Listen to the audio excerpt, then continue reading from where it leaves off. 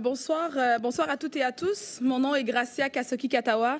Je suis votre mairesse d'arrondissement. Donc, bienvenue à cette séance du mois de décembre 2024. Avant de débuter, nous reconnaissons que nous sommes sur un territoire autochtone millénaire, lieu de rencontre et de diplomatie entre les peuples, ainsi que du traité de la Grande Paix.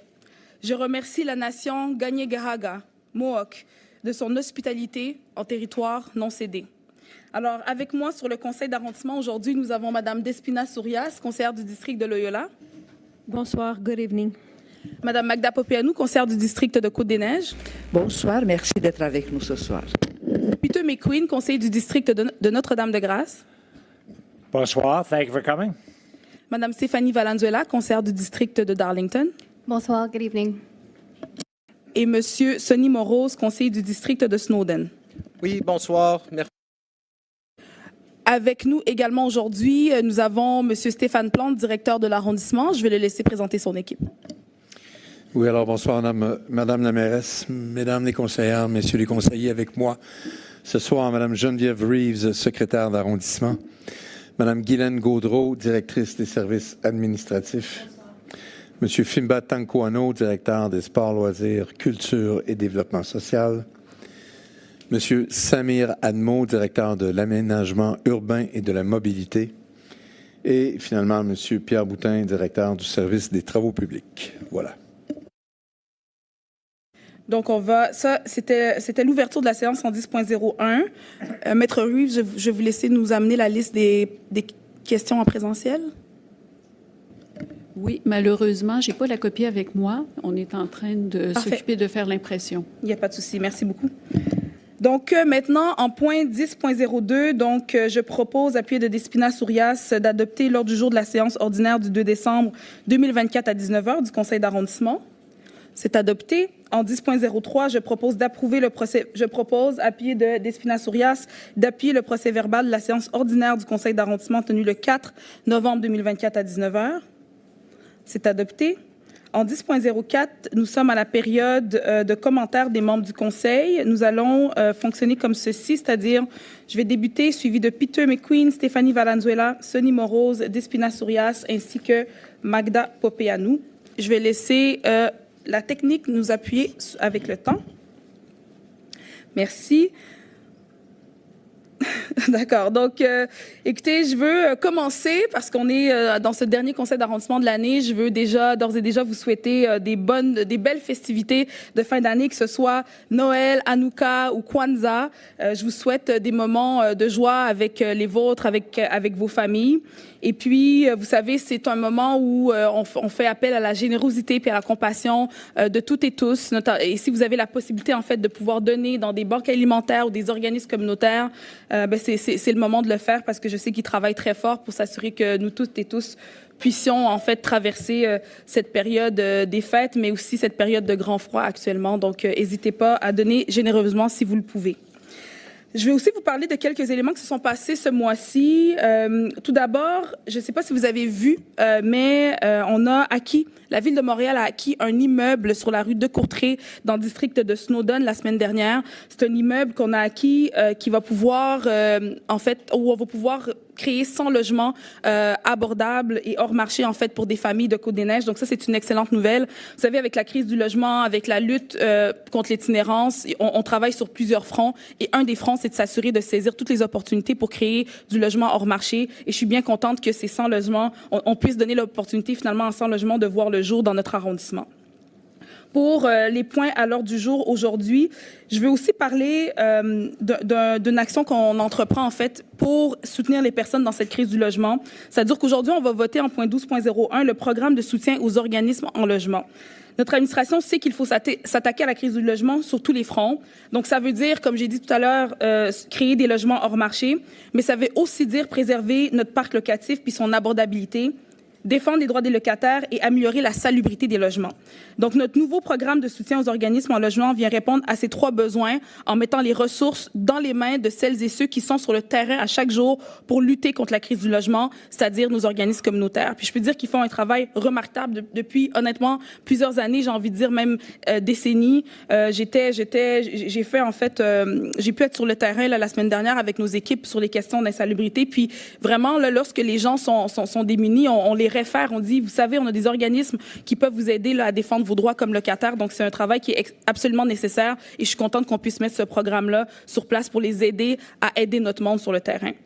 Finalement, peut-être que vous avez vu également, on parle depuis plusieurs mois maintenant, depuis avril dernier, on a annoncé notre plan de développement et d'aménagement du secteur du quartier Namur-Hippodrome. Donc, on l'a annoncé en avril dernier, puis on est parti ensuite en consultation.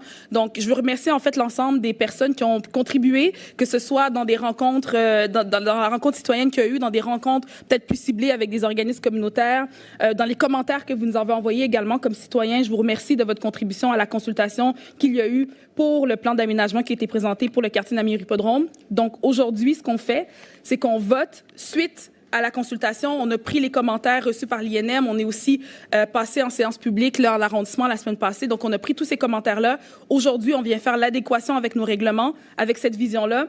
Et puis, on s'en va au conseil municipal en décembre. Concrètement, ce que ça veut dire, là, ça veut dire que d'ici la fin de l'année, puis à partir de l'année prochaine, on va pouvoir recevoir les demandes de permis des promoteurs pour développer le secteur quartier Namur-Hippodrome. C'est une grosse nouvelle. Ça fait longtemps que les gens travaillent sur le plan de développement de ce quartier-là. Puis on y arrive, nous, on est prêts, on s'est préparé en arrondissement, on a engagé des personnes pour être sûr qu'on est en mesure de répondre à la demande. Donc, mes messages aujourd'hui, c'est que s'il y a des promoteurs qui nous attendaient pour développer le secteur Namur-Hippodrome, on est prêt à commencer, particulièrement dans le coin du secteur Namur. Ensuite, en fait, moi, je vais m'arrêter là-dessus aujourd'hui. Je vais laisser la parole à mes collègues. Donc, je vous souhaite un excellent conseil à tout le monde. Merci. On va maintenant à M. Peter McQueen. Merci beaucoup. Alors, bonne soirée tout le monde. Alors, je vais commencer avec une petite célébration où moi et la mairesse étaient présentes et M. Fimba Tinkanao aussi à la bibliothèque Botrel, la bibliothèque et la Maison de la Culture sur Botrel qui fêtait ses 40 années de service aux gens de Notre-Dame-de-Grâce. Alors, comme vous savez, c'est la deuxième bibliothèque de Notre-Dame-de-Grâce qui dessert spécifiquement l'Est de Notre-Dame-de-Grâce et sa communauté francophone et anglophone, mais certainement francophone précisément. Et on était il y avait un magicien pour les jeunes enfants, il y avait un gâteau et tout le monde, il y avait des beaux arts d'artistes de Notre-Dame-de-Grâce. Alors, ça démontre à quel point on dessert la communauté locale en culture et en livres et vidéos. Alors, et sur ce même point, des bâtisses de l'Est de Notre-Dame-de-Grâce, vous voyez que nous avons débuté les travaux à la piscine Notre-Dame-de-Grâce, coin boulevard des Carrés, coin Côte-Saint-Antoine. Alors, ça va être une année quand même avec un peu de va-et-vient sur la rue, des camions, etc. Alors, mais tout ça pour avoir une belle piscine moderne, fonctionnelle, à la fin, renouvelée. Alors, encore cette bâtisse date des années 1900, fin des années 20, début des années 30. Une belle bâtisse Art Deco. Et the new swimming pool, when it's finished, is going to be warmer, more comfortable, and will serve all the folks in Eastern NDG well. La prochaine bâtisse, bien sûr, les travaux ont aussi commencé, c'est le manoir, alors coin des Carrés et avenue Notre-Dame-de-Grâce. Une bâtisse pas aussi vieille que l'autre, elle date plutôt des années 50, mais elle avait besoin d'un peu d'amour. En premier lieu, pour notre beau club de judo, alors qui a déjà gagné des prix, qui a déjà envoyé des athlètes aux Olympiques. Alors, c'était le temps de faire une cure de rajeunissement pour le judo-là. Alors, ces travaux aussi vont s'échelonner sur la prochaine année, 18 mois, et à la fin, une autre belle bâtisse à Notre-Dame-de-Grâce. On continue maintenant avec les choses qui se passent dans d'autres bâtisses de l'Est de Notre-Dame-de-Grâce. Alors, le premier événement de Noël cette semaine, débutant jeudi et durant la fin de semaine, le marché aux puces à l'église Notre-Dame-de-Grâce. Alors, c'est dans le sous-sol de l'église. Il y a toutes sortes de petits trésors à découvrir. Les scouts de Notre-Dame-de-Grâce vendent les arbres de Noël à l'extérieur. Alors, c'est le moment où vous pouvez passer et contribuer à leurs efforts. Et bien sûr, maintenant, une autre bâtisse de l'Est NDG que nous avons fini de rénover, c'est le chalet du parc NDG où le rendez-vous NDG a fait un grand succès tout cet été. So, Rendezvous NDG is continuing its success from the whole summer and from Halloween with 2 weekends. The December 13th and 14th and 20th and 21st, the Friday and the Saturday night, 5 to 8 p.m. There will be free drinks, games for the kids, music for the adults, drinks also you can buy for the adults. So come on out. We hope to get a crowd, end the year well at the Chalet Rendezvous NDG and NDG Park. Continuing with the holiday events, the next event that I hope many people in NDG and especially seniors will want to go to is the New Hope. They do such a good job, so many great activities at the New Hope. They do yoga, bingo, variety of things, and their big day tends to be Wednesday lunch. So on Wednesday, December 18th, will be their Christmas lunch right at noon. Everybody's invited. Come on out. If younger people want to go there and learn how they can volunteer in the future, it's a great organization.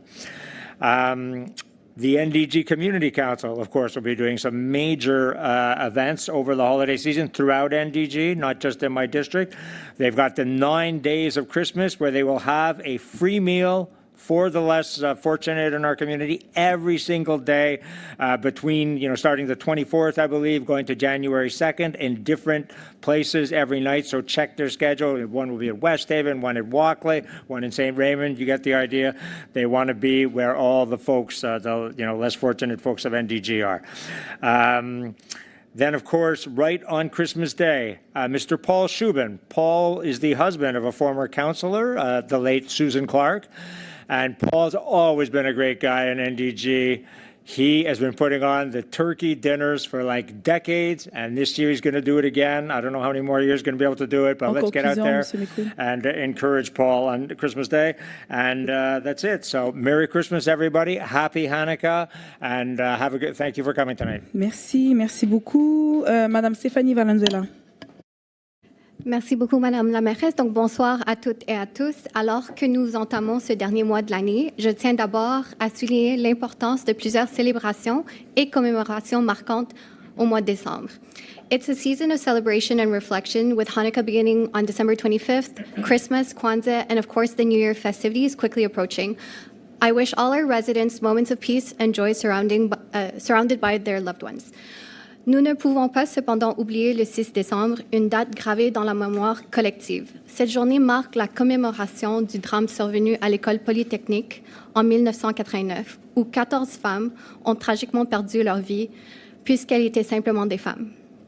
Ces événements nous rappellent l'importance de poursuivre notre lutte contre la violence faite aux femmes et de bâtir une société qui est véritablement plus égalitaire et sécuritaire pour tous et toutes.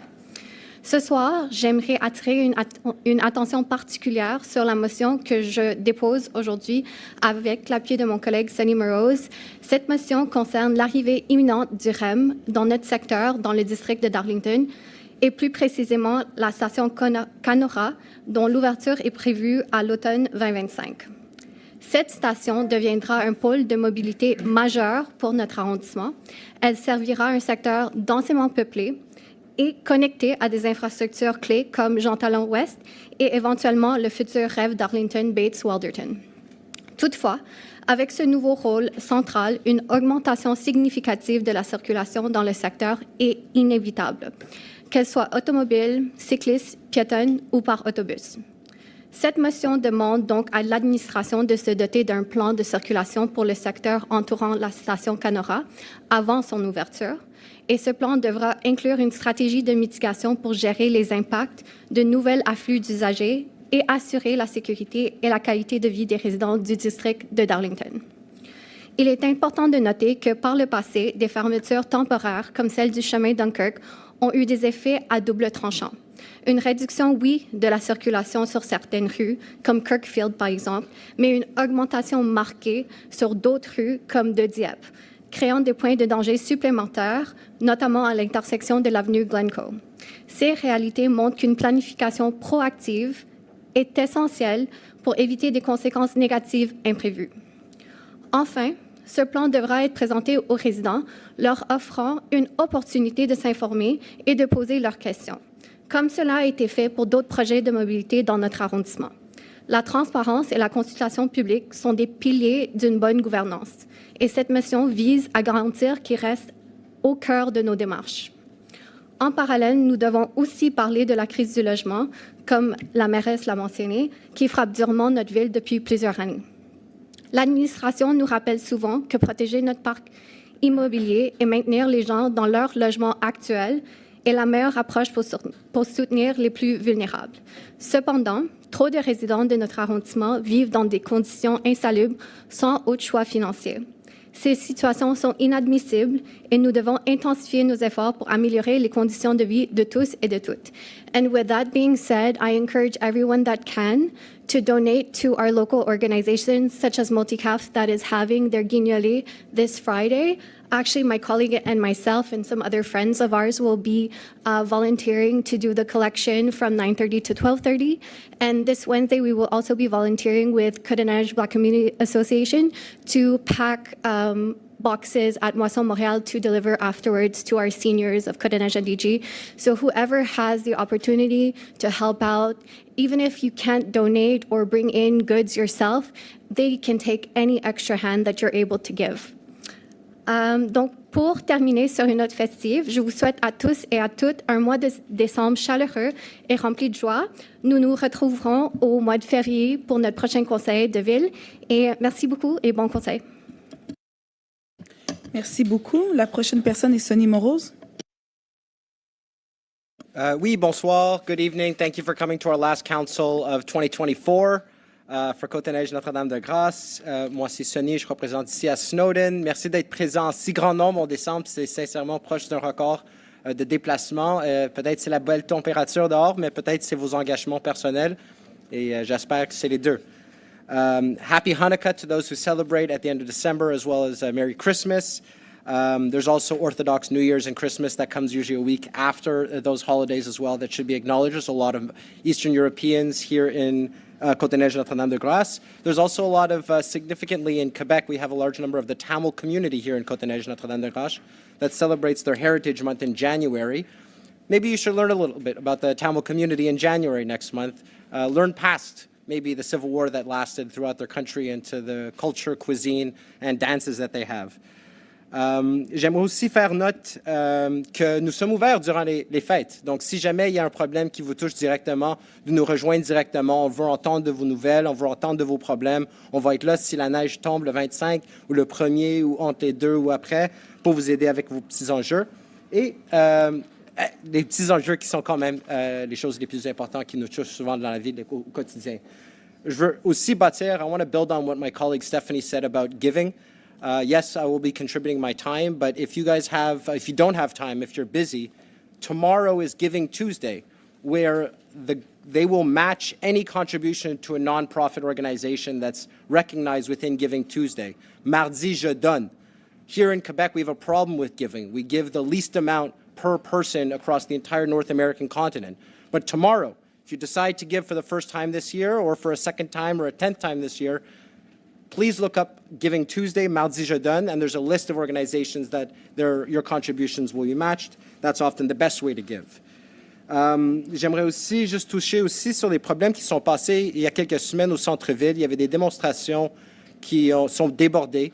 Ce n'est pas la première fois qu'il est arrivé ici à Montréal, ni à Côte-des-Neiges-Notre-Dame-de-Grâce. I didn't say anything publicly online. I didn't know all the information, and I think the responses for the first time were actually up to where we expect them as residents of Montreal. It's incorrect to target a group of people and target people out because of the hate you have towards them or general issues that you have in targeting their community. It's wrong to do that, and that's happened one too many times this year. And I agree. as we come up to the anniversary of the bombing, we just passed this past Monday. It happened on a Monday last year when there was a firebomb of the Jewish Community Council, which is down on Dekari and Vizina. And that's a place, whether you know it or not, where hundreds and hundreds of services are provided to a vulnerable religious community. And when they're targeted and nothing is done to appropriately respond to those trying to cause fear, that's when things get worse. And last Friday is one of the times we saw it get worse.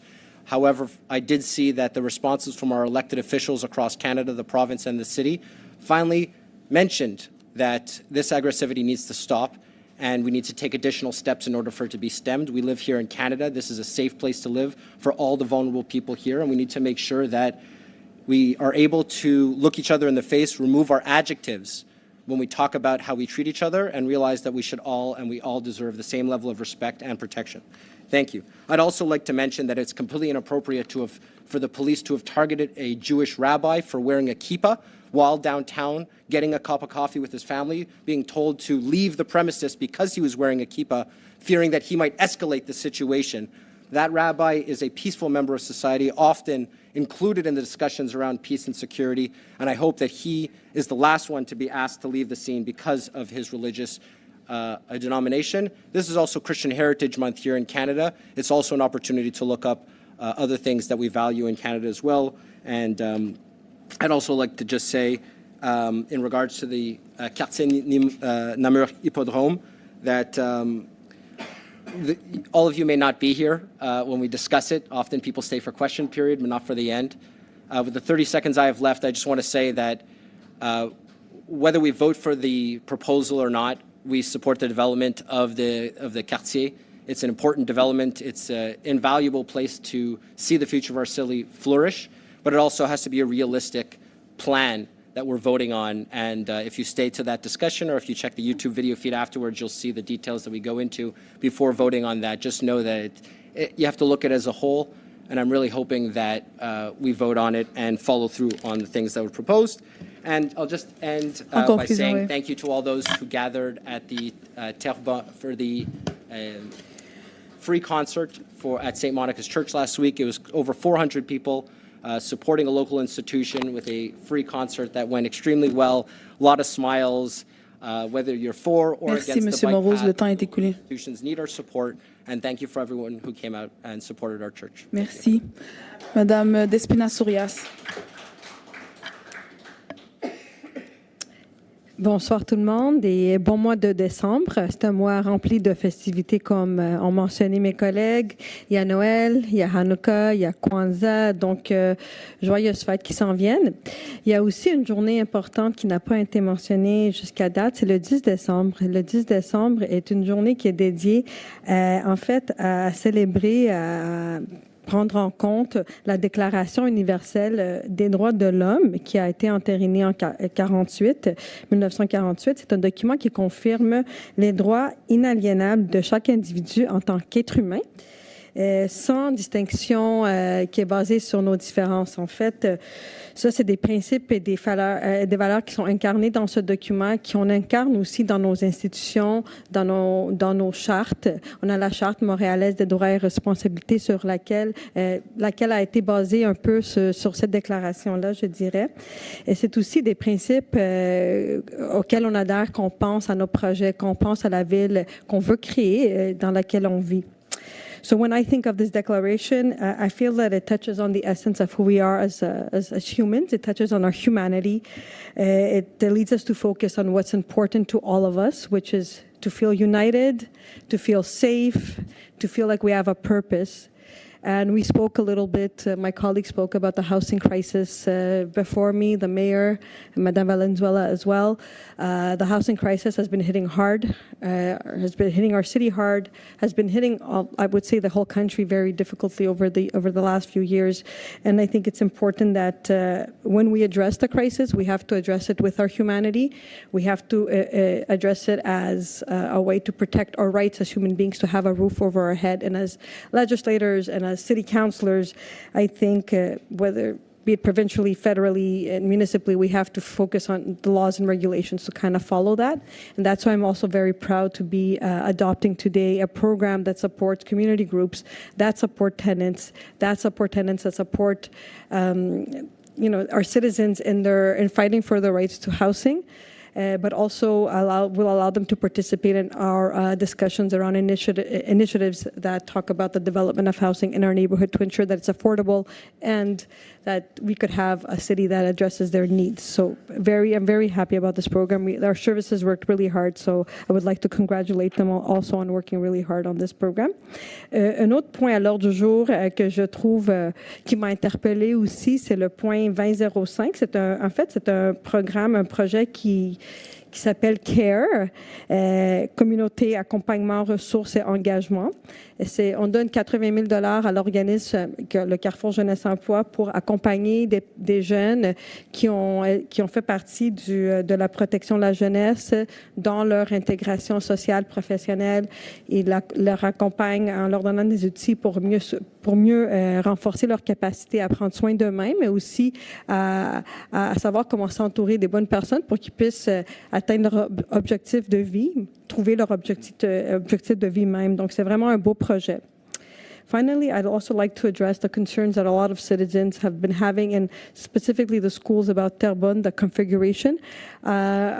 People have been talking. I spoke to some of the schools already. I spoke to one of the schools actually this morning, and I'm planning to meet with all the schools with the mayor to continue addressing the needs. These were the first institutions to be talked to. About the reconfiguration project for Terrebonne. We took all of their, concerns into consideration, trying to find solutions. We're not finished doing that. It's a new configuration, so we're still going to be sitting around the table with you all. So be ready for the email where we'll be sending it today, probably, or tomorrow morning. We're going to be meeting with you, and I want the message to be that we do want to enhance security for all users of the road. We want to have active transportation for our youth, for health purposes, of course, and I know the schools have the same common interest as us in that, so we're going to be sitting with you to address your needs and to continue our discussions as we always do. Sur ça, je veux souhaiter encore une fois des joyeuses fêtes à tout le monde et bon conseil. Merci beaucoup, Madame Magda Popianou. Merci beaucoup, Madame la mairesse, et merci beaucoup d'être ce soir avec nous au dernier conseil de 2024. Ça me fait toujours du chaud au cœur de voir que vous êtes présents, autant les irréductibles des conseils d'arrondissement que les nouveaux qui viennent enrichir notre débat. Donc, je veux commencer pour rappeler, ça me tient beaucoup à cœur, j'ai une formation d'ingénieur et le 6 décembre est la journée nationale de la commémoration et d'action contre la violence faite aux femmes. Cette journée a été déclarée suite au meurtre des 14 femmes commis à Polytechnique de Montréal. Et que cet acte violent de misogynie a marqué notre pays, a marqué nos consciences. Et avec 21 féminicides cette année au Québec, nous avons encore beaucoup de travail et toutes et tous avons un rôle à jouer. On commémore aussi la journée, on célèbre aussi la journée internationale des migrants chaque année le 18 décembre. C'est une journée proclamée par les Nations Unies en 2000 et cette journée vise à sensibiliser le public aux contributions économiques, culturelles et sociales des migrants dans leur pays d'origine, mais dans le pays d'accueil, moi-même étant une migrante. Et les migrations sont une réalité incontournable, car de nombreuses raisons amènent les gens à se déplacer, que ce soit les raisons économiques, les conflits, les violences, les persécutions, les répressions politiques ou d'autres violations graves des droits de l'homme figurent parmi les causes. La ville de Montréal continuera à promouvoir une approche humanitaire et inclusive et de soutenir les nouveaux arrivants en offrant de nombreux services. D'ailleurs, dans notre arrondissement, je salue le travail extraordinaire du Immigrant Worker Center qui offre un espace sûr et confidentiel pour les travailleurs vulnérables et propose des cliniques d'information juridique sur les questions de travail et d'immigration. Il y en a beaucoup d'autres organismes qui le font. sur les célébrations de Noël dans un environnement multiculturel comme le nôtre est une merveilleuse occasion de célébrer la diversité, de partager différentes traditions et aussi de partager notre bonheur ensemble. On a perdu le goût du bonheur, je crois, de ce temps-ci. Et pourquoi ne pas le remettre avec des repas festifs, les chants, les danses, différentes histoires de Saint-Nicolas, les contes de Noël africains, les légendes asiatiques, car l'échange de cadeaux et les célébrations religieuses et spirituelles créent un environnement inclusif et respectueux que je salue. Je remercie les services pour les décorations, les lumières qui égayent nos journées, ça égaye aussi nos fêtes de fin d'année. On en est très contents. D'ailleurs, Queen Mary, il est magnifique. Ça fait oublier à mon ami Michael Shafter le Bass Lane. Donc, à l'ordre du jour de ce soir, nous continuons à soutenir les organismes communautaires qui viennent en aide aux personnes qui auraient besoin de sortir de chez eux, ne peuvent pas se déplacer parce qu'il y a trop de neige. Ben voilà, on finance la brigade neige, 17 000 $ au Carrefour Jeunesse Emploi de Notre-Dame-de-Grâce et 10 000 $ au Carrefour Jeunesse Emploi de Côte-des-Neiges pour aider les gens à déneiger leur entrée, les personnes qui en ont besoin. Des activités hivernales un peu partout dans le parc, autant dans NDG qu'en Côte-des-Neiges, en Jean-Briand. 5 projets aussi à inscrire sur le bulletin de vote citoyen pour la 3e édition du budget participatif de Montréal. J'en suis responsable à la ville, je suis très fière. On les voit grandir, ces projets que vous avez choisis, que vous avez votés. Et d'ailleurs, je vous invite à le faire en janvier et début février.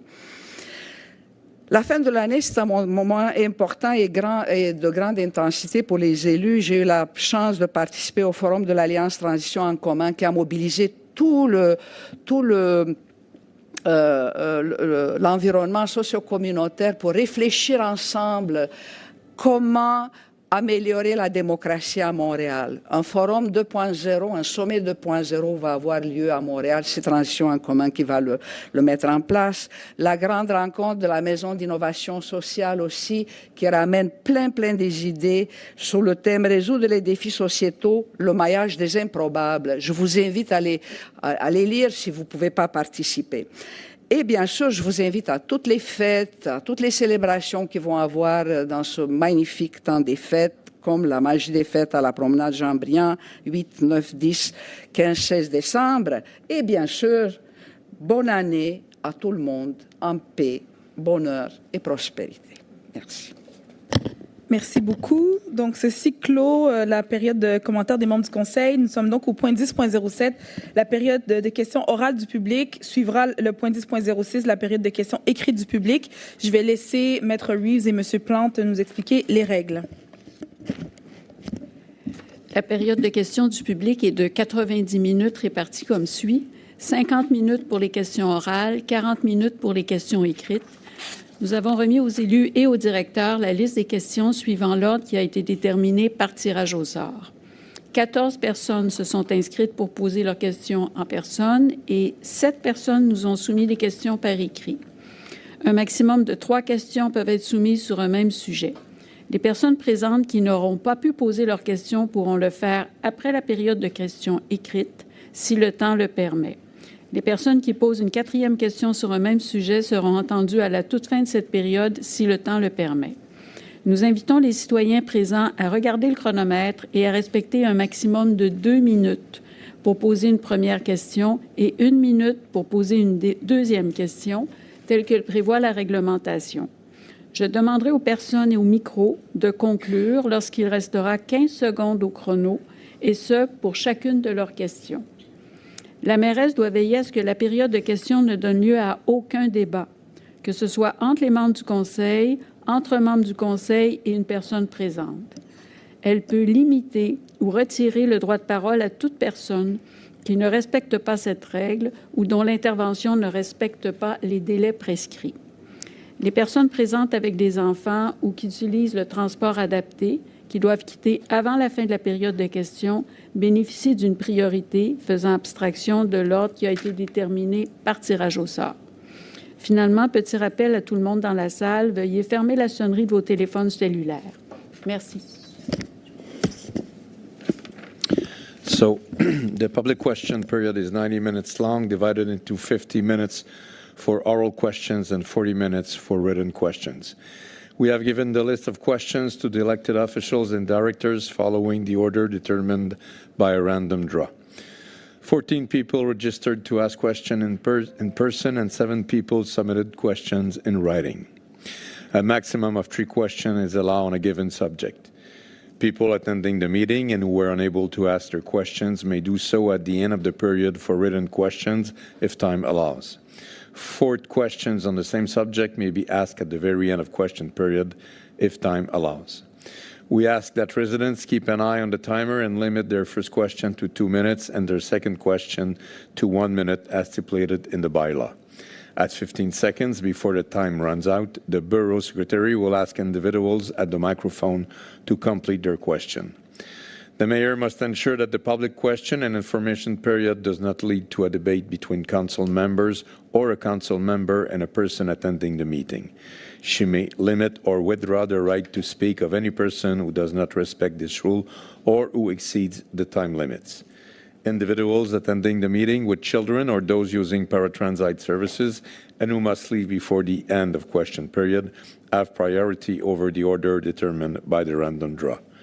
As a reminder to everyone in this room, please turn off your cell phones or put them on vibrate mode.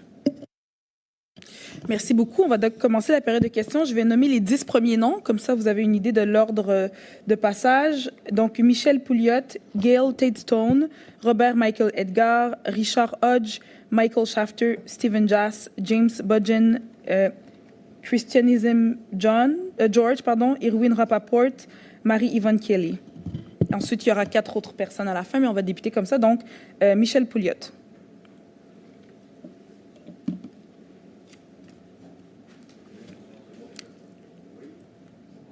Est-ce qu'on entend bien? Je ne suis pas certaine. Je crois que... Non, je crois que le micro ne fonctionne pas pour l'instant.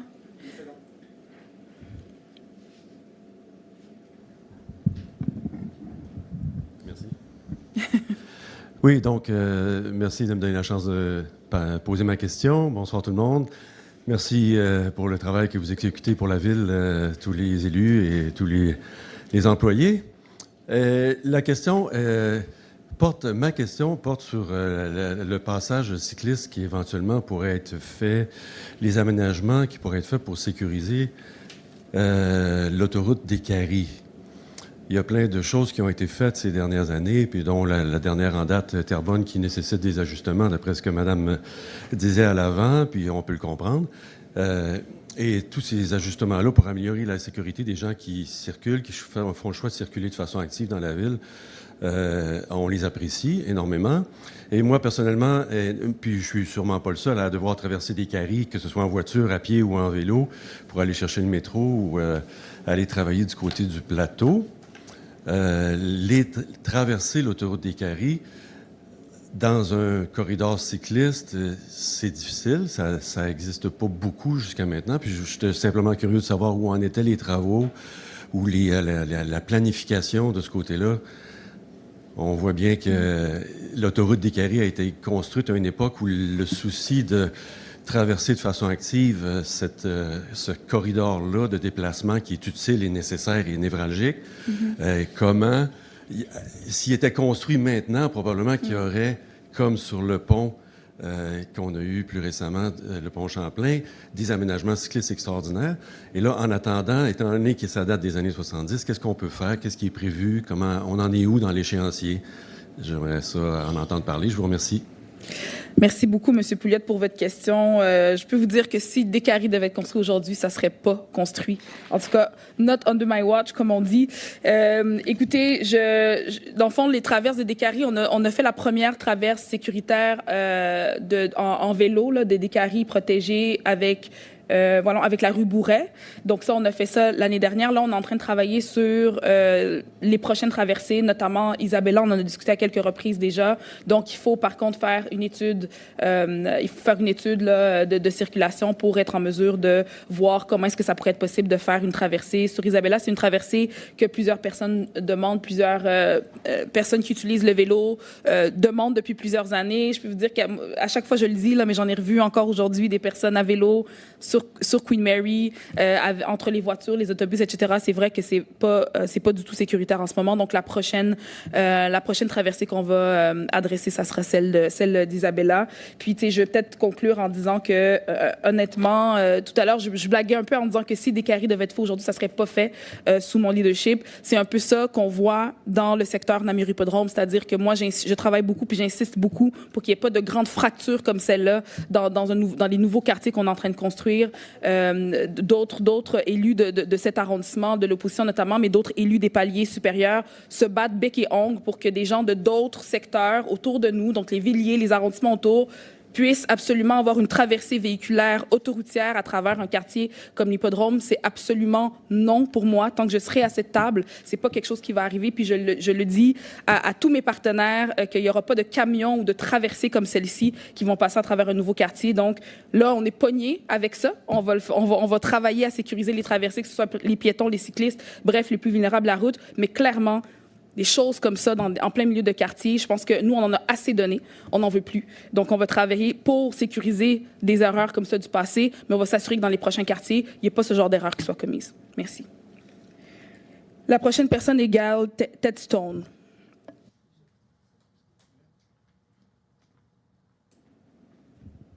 Well, good evening.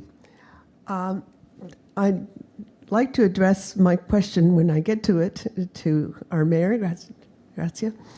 I must congratulate you on the wonderful Terrebonne bike path. After 50 years of cycling in NDG, it's my only mode of transportation. I use it for shopping. I used it for taking my daughter to daycare. Finally, we can get around in a safe way.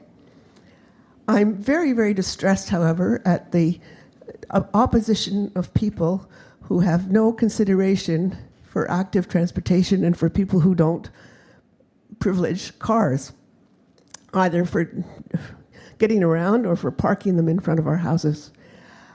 I'm very distressed at what has happened, the discussion around the situation at St. Monica's Church. It is distressing that the church seems to be suffering because of the bike path. I find it hard to believe that the borough has done nothing to try to deal with that situation. So, Madam Mayor, can you tell us this evening what has been done in terms of discussing with St. Monica's a solution to the problem? I find it hard to think that the borough has done nothing, as the opponents seem to think. Thank you very much, Mrs. Tedstone, for your question. I live nearby. I live nearby the Turban Street, and I think when I speak and I walked the street and I speak to people, and I could tell you that my husband is doing the same every time. When we were installing it, I was there every day to make sure that everything was working well. All that to say is that I think objectively people could see and testify that the street is really, really more calmer and safer now that it's one way, and that now that we have also those bike paths and that we're able to make the crossing safer as well. I see every day children on trottinette. I see people on their bikes at different times during the day. I think it's really something that is improving the quality of life of people. And we understand though that it's a change, and we need to accompany the institution, particularly that are on that 2.5 kilometer of changes that happen. So we spoke and we invited all the institution in November 2023.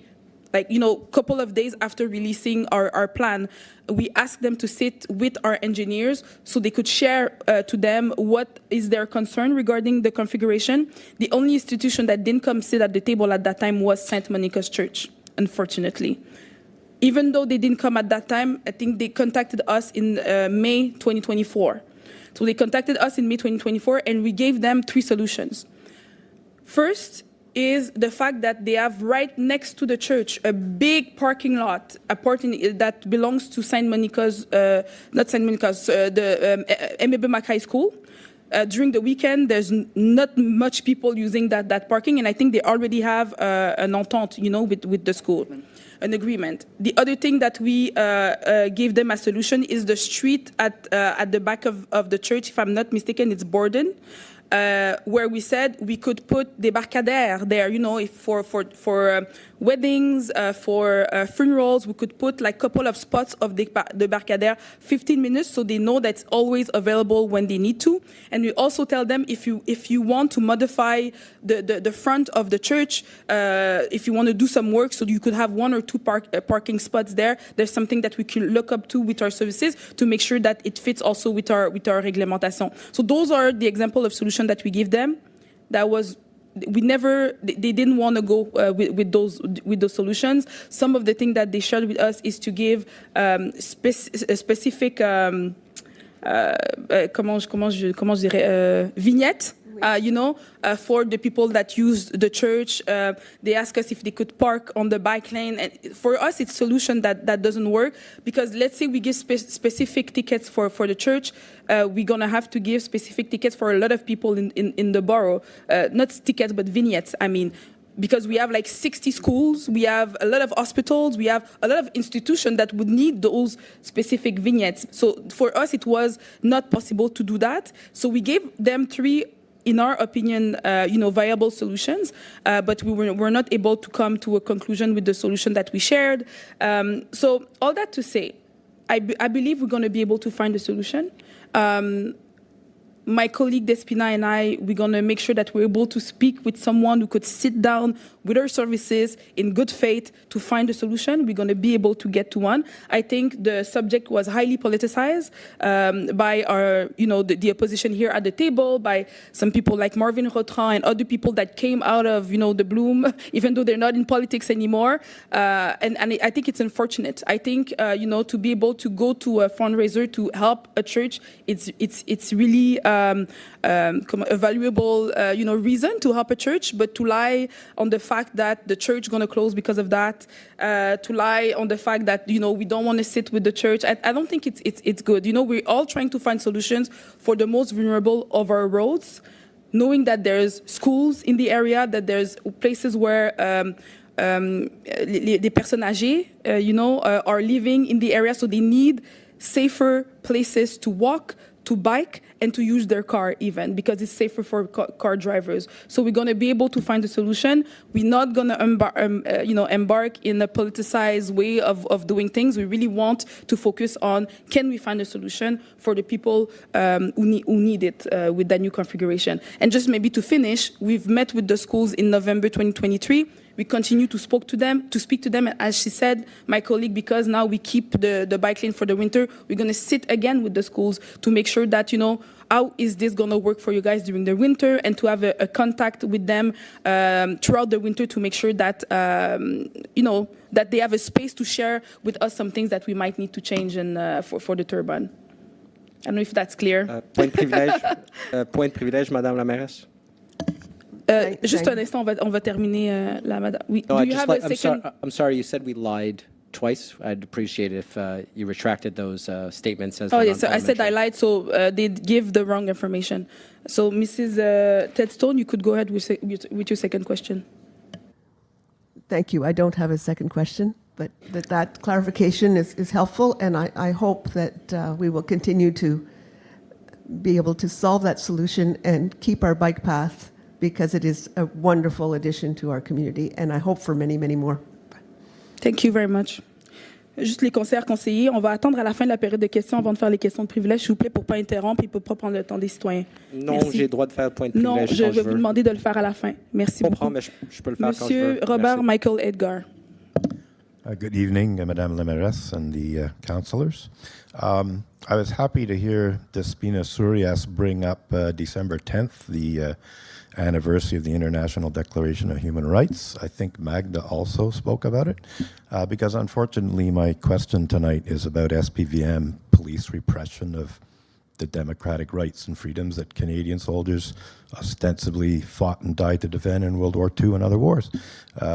Remembrance Day, not that long ago, less than a month ago, We talk and talk and talk about how Canadian soldiers fought and died to defend our democratic rights and freedoms, and yet, in the 21st century, in 2024, the SPVM continues to repress free speech rights.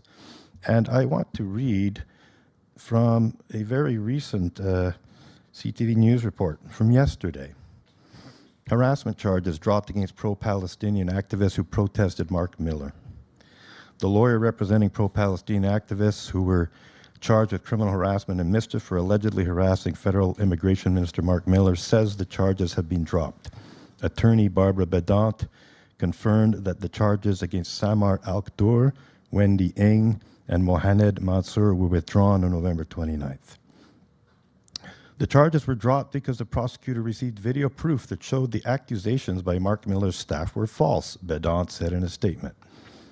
In early September, the three activists were protesting outside a Liberal by-election campaign office in the Verdun borough when they saw Miller and two of his employees in a car and confronted them, yelling messages such as "shame on you." That's normal for public protest. I'm almost done here, but I think this is important. En conclusion. Okay. Well, my question's for Peter. As a member of the as the Montreal Public Security Commission, what will you do to address this issue? Thank you very much for the question, Mr. Edgar. I'm afraid I don't know too much about those particular events. I suggest you perhaps ask Mark Miller or his office about the details on that. Although if it's still before the courts, they may not have much to say either. I simply don't know. I think our police has worked hard, on both sides, as in allowing people free speech. People do have the right to free speech, as our mayor says over and over.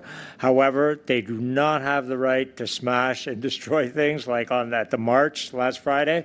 And I was glad to hear there were arrests, and I'm hopeful, as Kamala Dagger said, that more arrests will be coming for the people spreading hate and violence and in our community, in our safe, peaceful city. So I support the police when they clamp down. I support the police 100% when they clamp down on violence, hatred, aggression.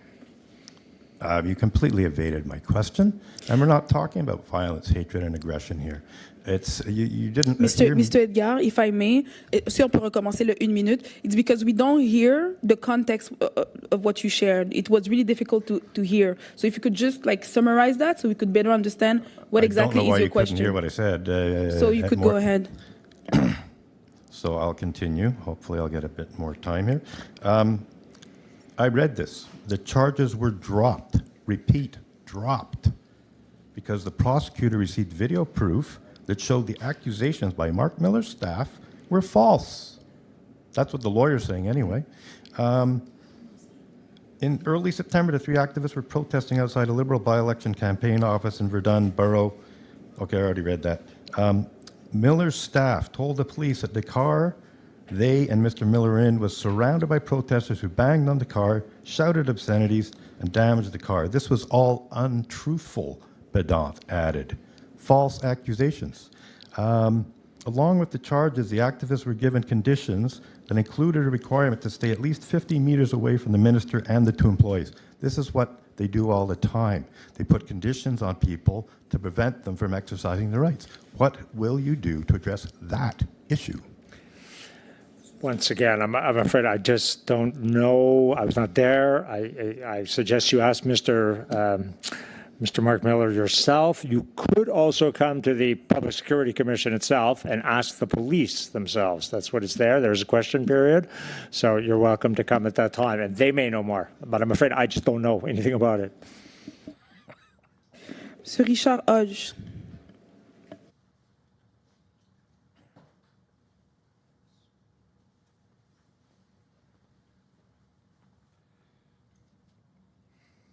Bonjour. Bonsoir.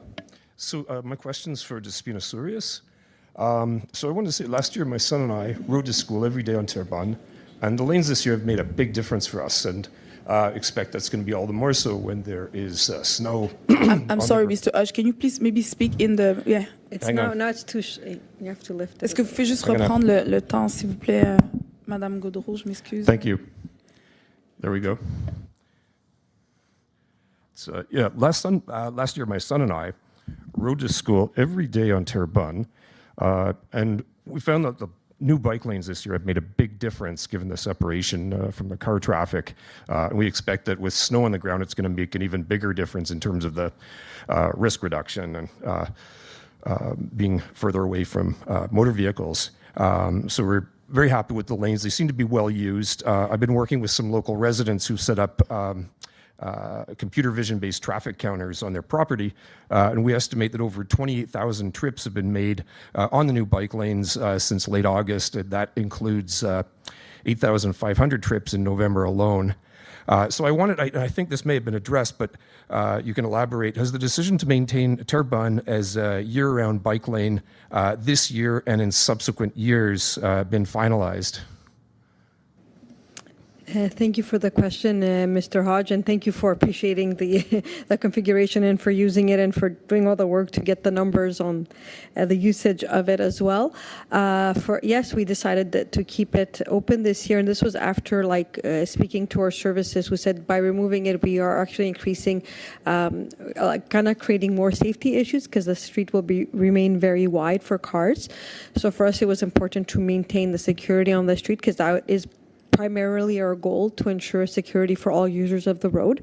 So this is something that we would like to keep as a four-season bike path, given the recommendation of our services and the needs of residents like yourself who use it on a daily basis with their kids. So for us, it's important to follow the best practices on road security.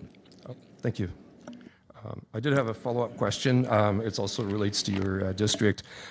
So I've attended two recent events at area churches, including St. Monica's.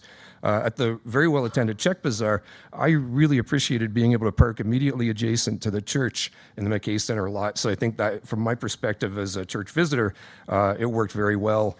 I also went by the November 24th concert, which the estimates I've seen vary from 400 to 550 people attending that. And I was also happy to see that there were 40 cars who were able to park in the McKay Center lot in the front bus area, as well as along the fence adjacent to the church. And there were, in fact, 70 additional empty parking spots left available, which would seem incredibly useful for a large wedding or something like that. Now, I know with the winter bike lanes being open, En conclusion.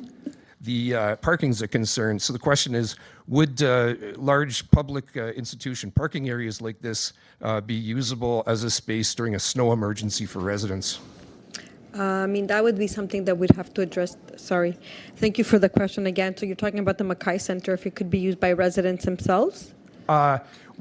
In a snow emergency, heavy snowfall, when the schools are closed for multiple days, is that something that the school or that the city and the school board or the school governing board could look at so that people could use that as a parking capacity? For now, we haven't.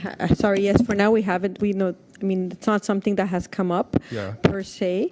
Knowing that it's being, like you mentioned, it's been used by the church itself. They have an entente with the McKay Center. That's why you saw the cars parked on that day when you went. So for us, I mean, we do believe we're able to also upkeep. We have spoken with our services to ensure that we're able to clean Terrebonne Street as quickly as possible to ensure both the safety of the drivers on the road, the bikers as well, and to have the parking spots that are made available as quickly as possible. But of course, if we see there's the greater, let's say, difficulties in finding parking, that's something that we could address with our partners once it's there. But thank you for the suggestion, for bringing it up, actually. Okay. Thank you. Thank you. Merci beaucoup. Monsieur Michael Shafter. I'm a shorty. How do I bring this thing down? Thank you, sir. Good evening. On Sunday, November 24th, overflow crowds from many backgrounds poured into St. Monica's Church on Terrebonne Avenue. Their number one message was to take back our borough from political bureaucrats who just don't listen to constituents and the EMSB for their expertise, but forge ahead spending millions in error. It has become painfully obvious that Terrebonne Avenue, with now ugly graffiti lines and bollards separating two bike paths, was never warranted on this previously quiet and safe residential street. An accident has already occurred in front of St. Monica's Elementary between a school bus loaded with children and a parent's vehicle loaded with theirs because there isn't enough roadway for drop-off and pickup of students or to generally make an avoidance maneuver. That's a lousy education for our children. I offer better. Immediately remove the two bike paths, ugly bollards, and confusing street lines. Replace parking same as before. Cyclists in winter must put on snow tires like motorists. Slip sliding away in snow, slush, and ice may lead to a cyclist falling out of the designated bike path onto the roadway. Bixie bikes should be equipped with snow tires as well. Cyclists must stop for school buses with flashing lights and safety arms extended and give the right of way to students and pedestrians crossing their path. A mandatory helmet law is necessary to prevent head-force trauma in case of an accident or fall. After all, we cycle, including myself, for exercise and enjoyment with a smile, not broken teeth and a wheelchair. Most important, En conclusion, may the menorah and the Christmas tree lights on Mount Royal, December 25th, shine bright on Mount Royal for all to see. So what is the question? Please tell us the first question.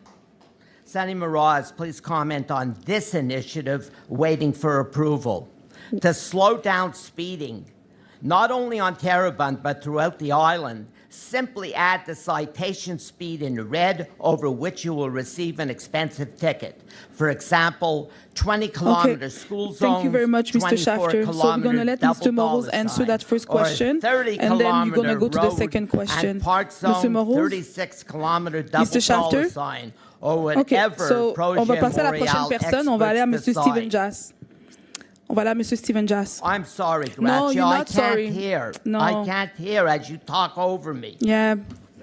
So I'm sorry, Mr. Shafter. This is the third time. I have a right to answer the This question. is the third time I'm telling you that to respect the time when you come and ask your question. I have 3 minutes. No, you have 2 minutes. Yes. And then 1 extra minute after the elected That's official right. answer. I took my 2 minutes, Okay, so- and then I asked Sunny Miraz the question. Yeah, you have 2 I minutes. think we understand each other. No, I don't think you understand. You have 2 minutes to I've ask. been coming here for 23 Yeah, that's years. why. That's so why I I'm really understand pretty surprised. well. That's why I'm really surprised. I need to repeat this. So you have 2 minutes to ask your first question, the elected official answer, and you have 1 minute for your extra question. For all the people that are here, Mr. Shafter have been coming here for 20 years. He knows these rules. So I Grazia, expect you. It was 3 expect minutes you, in the Mr. Shafter. beginning. Then you took I that away expect from you me. Please, I expect we need you- time to make it understood. I expect you. Mayor Miraz. No, Mr. Shafter. Mr. Sunny Shafter. Miraz, could you answer me? It's really interesting to see this interaction because honestly, I'm the mayor, I'm the president of this council, and it's really striking how some people, I don't know why, I could think it's because I'm a young black woman, don't respect the presidency of this council. I'm serious. So I ask you, Mr. Shafter, to respect, if you don't respect me as a person, please respect What this position. does race have to do with this? Please, Sunny Miraz, could you answer me? Mr. Shafter, Can we put the citation speed on the sign? Mr. Shafter, I'm going to pass on to the next person because every council, I need to repeat that. So next time, you're going to have to understand that you have to respect the rules. Mr. Steven Jass, it's your turn. Point de privilège, Madame la mairesse, j'aimerais répondre à la question du citoyen. Merci. On va passer à M. Stephen Jass. Point de privilège, Madame la OK. mairesse, j'ai le droit On de va- répondre on aux va- questions, on même va s'il a suspendre épuisé la le temps session. qui était demandé, On je va suspendre la m'excuse. session, s'il vous plaît.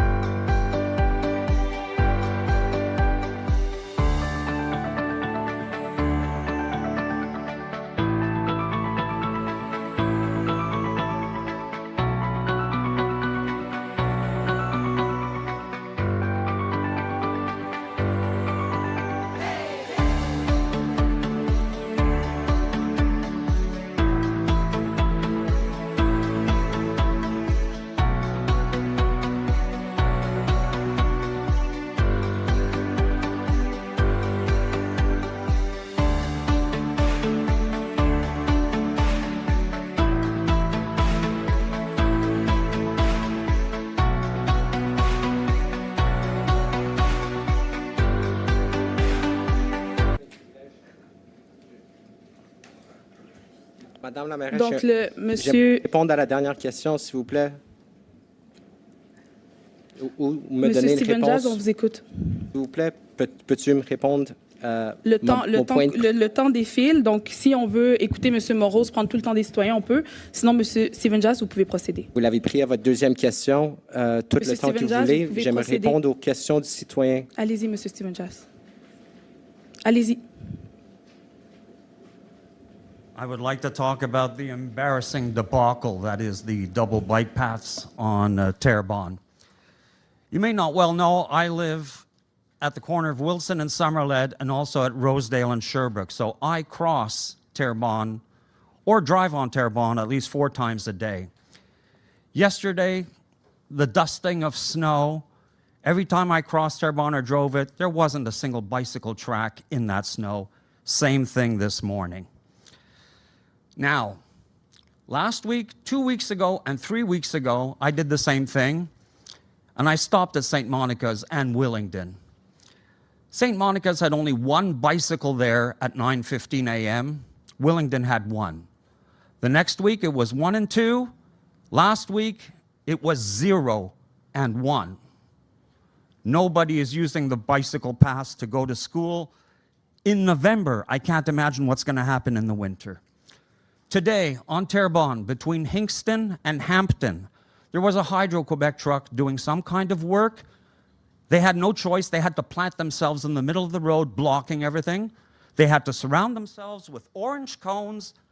The default choice is nobody had any choice but to drive on the right side of the bicycle path. And yes, half the people knocked over the bollard or drove over it. You can go look at it yourself. It's been somewhat bent out of shape and everything like that. I think it's time to admit that the way this configuration has gone on is a total disaster. Even if there are hundreds of cyclists who use this thing weekly, let's even wish daily, I don't think that compensates for the thousands, multi-thousands, whose life has been uprooted, the extra pollution that this creates, the congestion, the frustration that it creates.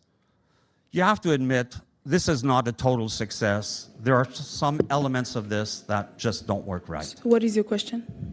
Exactly that. Yeah. Okay, I understand. Please confer that this needs a lot of work. You know, Mr. Jass, we've talked about this many times. I think I mean, let's just agree to disagree. I don't have the same analysis as you have. As I said, I know that, that reconfiguration was needed to make the street calmer, to make sure that people, whether they walk, they take their bike, or they take their car, that it's safer for them. My colleague explained why we're going to keep that configuration also for the winter, because removing that configuration will make the street really, really wider and more dangerous than even before, because before it was, because it was a two-way street before, So just let's agree to disagree on that. So you have one more question. Sure. Actually, I might as well ask Mr. Peter McQueen. I tried the Spina last month. She weaseled out of it. Mr. Plant replied in her place. In the past year, I was at 3 separate council meetings to plead against the silly and insane yellow islands that run along the middle of Sherbrooke Street that pushed all traffic up against the parked cars. It made it, you and Despina were absolutely and totally for it, and it was just dangerous for people getting in and out of their cars, cyclists, pedestrians trying to cross, anybody who wanted to turn left on the street, anybody who tried to park their car. It was a disaster. I was nearly hit or killed 3 times, but you folks didn't care one iota. You were totally for it nonetheless, and you reiterated that earlier this year. So now that it's been changed to make it 100 times safer for pedestrians, for cyclists, for drivers, for everybody, can you admit that what you had said earlier on, that you were in favor of these yellow islands, that was a mistake? Please. Your question is for Mr. McQueen? Yes, please. Thank you for the question, Mr. Joss. Listen, the way it was before made it somewhat safer to cross, and there's lots of pedestrians and cyclists crossing Sherbrooke. I do it myself all the time. The way it is now, we made the decision with the STM. It has to do with STM and what the bus drivers thought about the possibility of sharing the bus lane with cyclists. The decision was made to make it safer for cyclists riding along Sherbrooke by widening the bus lane enough that when the bus lane is not in use, cyclists can ride outside of the parked cars and their opening door radius. So that's why it's safer for cyclists. And when the bus lane is in use, if they hug beside the sidewalk, buses have enough space to go around them. So that was the decision to make. 6 of one, half a dozen of another. Merci, Monsieur Jas. La prochaine personne est James Budgen.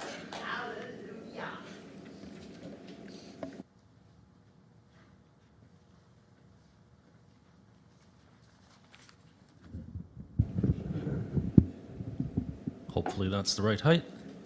My name's James Bugden. This is the first time here. Hopefully if I'm back here 20 years, I'll be able to keep it within 2 minutes.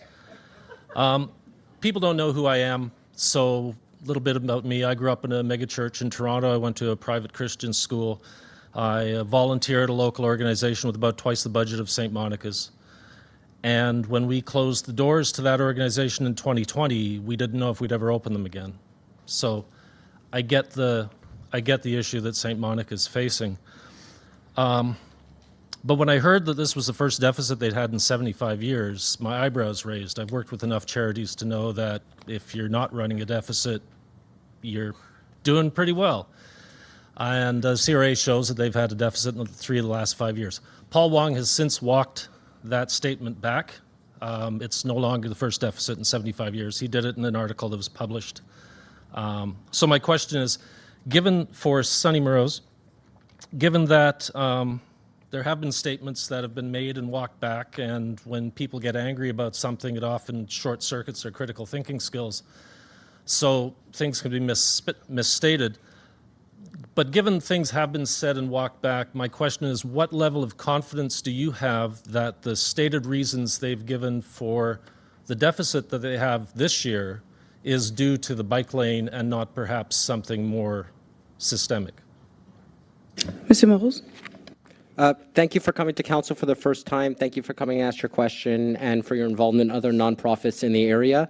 I just first like to say that each nonprofit isn't built the same way. I've been dealing with hundreds of nonprofits over the last 10, 12 years, and each one is unique. You have to look at their financial statements in detail, and just doing an access to information, especially on a church, given that they often are part of a network, and those individual numbers may not represent the exact thing that they might in another nonprofit organization that isn't an affiliation with the Archdiocese.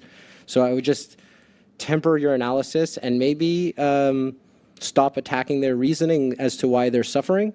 Maybe get involved with the church directly and ask to be part of the financial committee to make sure that you can help, instead of doing access to information for shots in the dark, to contravene what officials who are raising the alarm bell are talking about.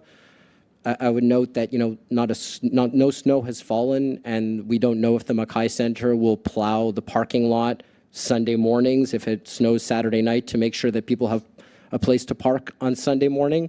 So a lot of the agreements that were put in place were not thought through. They were never studied.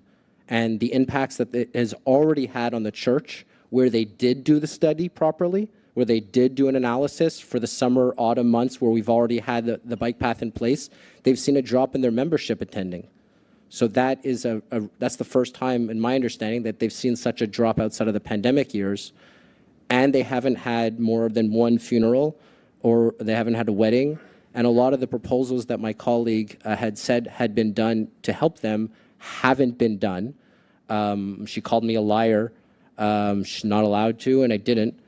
And I would really recommend that people take the church at face value. It's a community organization, and I don't think that the warden or the priest has any political bone. I don't believe that the opposition has politicized it in the way that the mayor of the borough has claimed. I really just think that we didn't do a proper consultation. We didn't do a study that included its impact on the winter. We broke down the impacts of the bike path into 3 sectors: residential, institutional, and another residential section. And we didn't take any special measures to accommodate the institutional areas. I can get back to, I don't know when I'll have time to get back to this. I appreciate the opportunity to ask the question. I appreciate your involvement locally, and I just think that the aggressivity towards the church is completely unwelcome and unfounded. Thank you. Monsieur, vous avez une deuxième question. Yeah, I certainly have questions about what's happening at St. Monica's. Hopefully I'm not being perceived as aggressive towards them. I want accurate information, and that has been increasingly coming. Assuming that we're all trying to help social organizations who are struggling, I think that's the base assumption I'll be operating on. My question is, they're not the only one who's got a bike path in front of them, like Saint Jean-Baptiste on Rochelle, 3rd largest church in Montreal behind Notre Dame Basilica and Saint Joseph. They've got a bike lane right in front of them. They've got 0 parking on that street. Has anyone reached out to say, hey, what do you do for weddings and funerals? Because that would seem to be a directly applicable situation. Other cultural communities, I'm assuming synagogues probably have less issues with parking than perhaps St. Monica's. En conclusion. So my question is, have you or anyone else you know reached out to other organizations which are facing similar circumstances to see if some of the solutions they've found for parking or for funerals or for weddings be usable here? Merci. Oui, Monsieur Morose. Thank you. Yeah, a great question. A comparative example against other places that have seen infrastructure changes. The ones that have done well, like the one in Rachel, has gone through years of consultation to make sure they got it right? And the bike path is on the other side of the road. And no, same side. Oh, then it's not the Portuguese church, the Rachel one? No. It's the big Catholic church at the end. Henri Julien, just close to Saint Denis. Okay, they're almost exactly equivalent, except they're bigger with less parking. Sure. And don't they have a parking lot in the back then, the one on Saint Denis? No, they have a car wash. Okay, it's a car wash. So instead of guessing at the church in the plateau, Joel knows all the churches. Instead of guessing at the particularity, you will be as white as snow. Anyway, I'll just make reference to the churches that I know have similar problems instead of guessing at the one you made reference to. Okay. I don't know how it works in the plateau, but it doesn't work the same way here. Because they're not going to let you go back and forth, and we can continue the conversation afterwards. I get like a minute. I'm sorry. Like the Union United Church downtown, where they put a bus lane and a bus stop right in front of their door and entrance, impacted the pickup and drop off of their food bank. Earlier in the year, the SPVM mandated the borough to remove parking on the north side of Jean Talon and the south side of Jean Talon. Immediately had an impact on a Islamic cultural center that on Friday afternoons now didn't have any parking anywhere in the area because it was removed. That was undone because of the unnecessary impact on a religious institution. And I'm worried that all this partisanship coming from the administration trying to paint the opposition as the one who are making this a partisan issue, we asked for it to be removed this winter because we didn't study it, so that come back in the spring and everyone's happy to see it again. Instead of creating negative tendencies and habits in the winter that we didn't study, I really thought that was a win-win-win for everybody, where they'd be able to study the first year, they'd be able to come up with a pilot project for the institutional area. I was open to all that dialogue. I know it's been a really long answer. I'll end it there. Thank you so much again for coming, and we can continue this conversation afterwards. Thank you again for coming last Sunday, too. Merci beaucoup. La prochaine personne est George Christianis.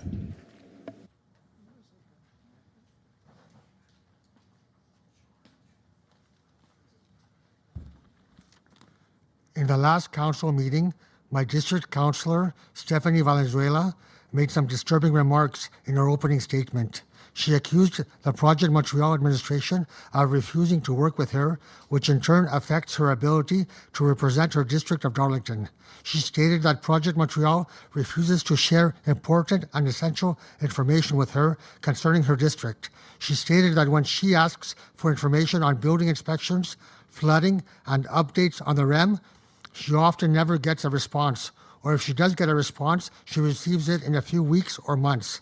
She believes that our district of Darlington is underserved because of Project Montreal's inability to collaborate and to include the local councillor in matters that directly impact her residents. As a resident of the district of Darlington, I find this to be very, very disturbing. I always assumed that members of opposing administrations work together to better help the residents that they represent, but apparently I was wrong. Mayor Garcia, you are our borough mayor and you are the leader of our community.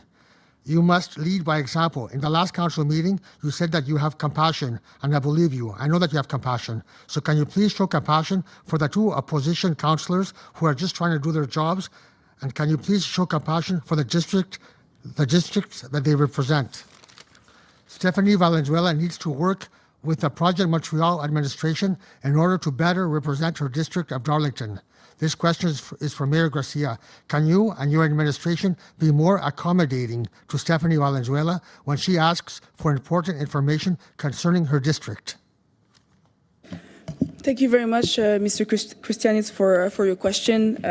I was also disturbed, honestly, by what my colleagues said at the last council. We didn't really address it after because I think we're both aware of how we work in the borough. I think my colleagues, Peter McQueen and Magda Pupianu, could testify how the collaboration was when they were in opposition here in the borough under Ensemble Montréal, for example, or the previous administration. So I'm really aware that I don't want to replicate the same model that my colleagues were under before us.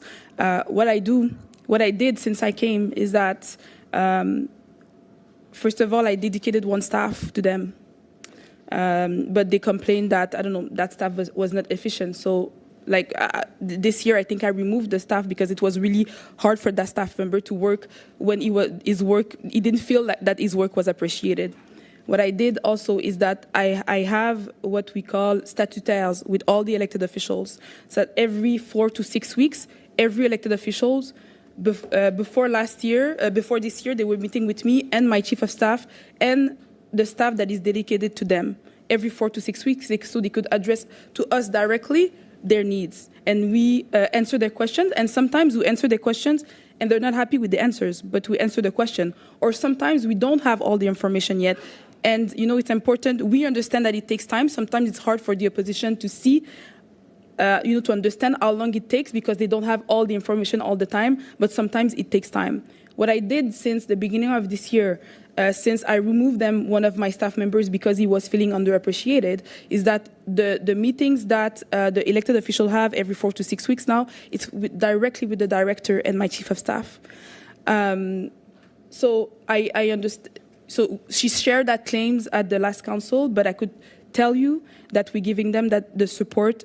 We're giving them the support to do their job.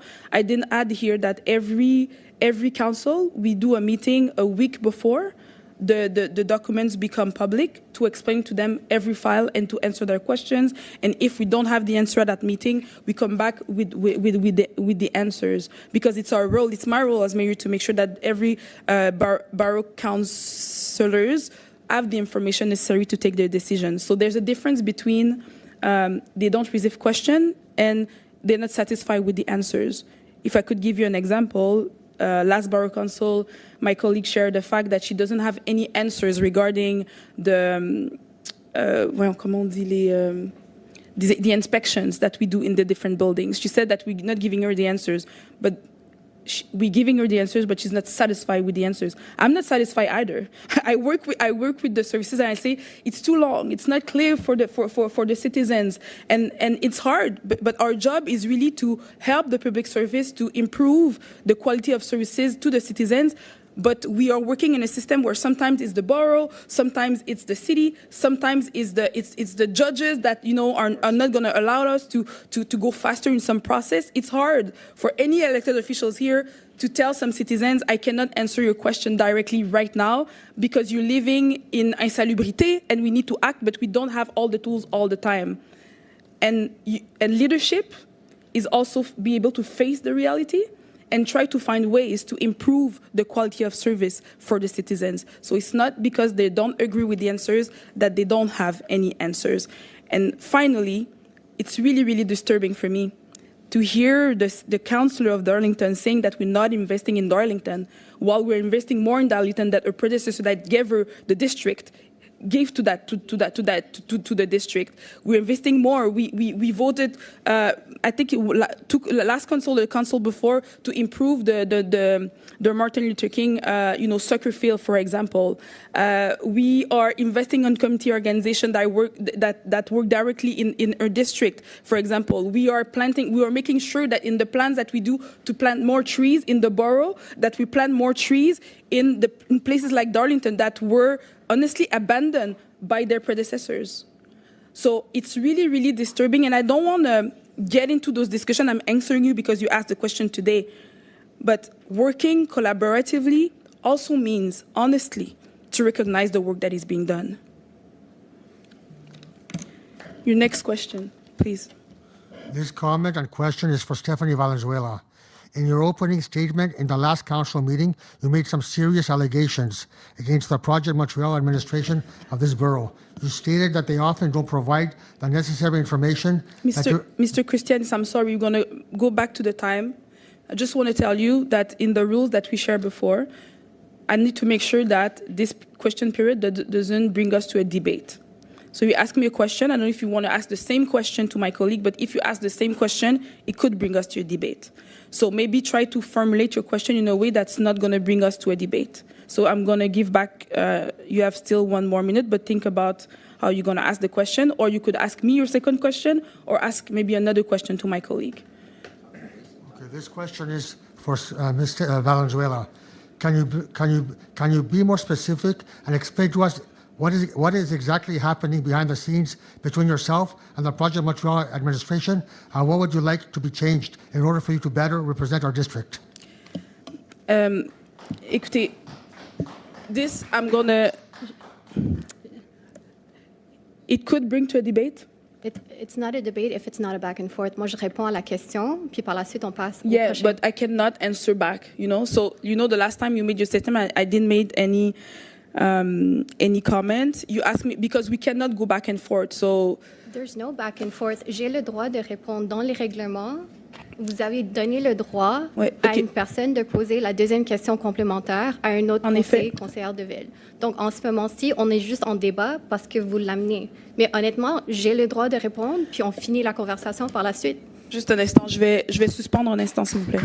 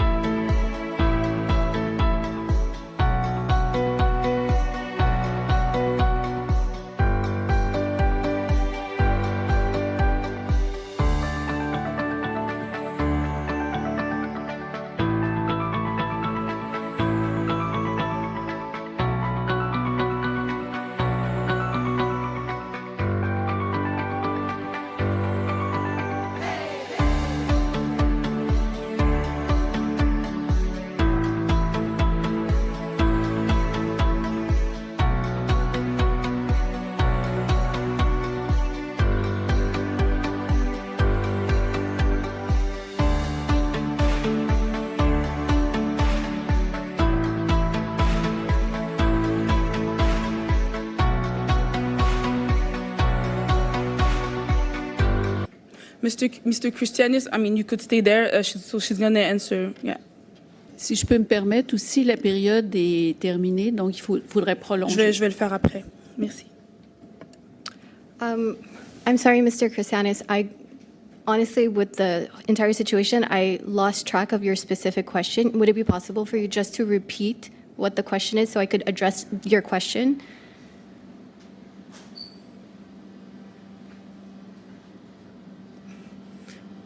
If not, it's okay. I could go based on what I remember.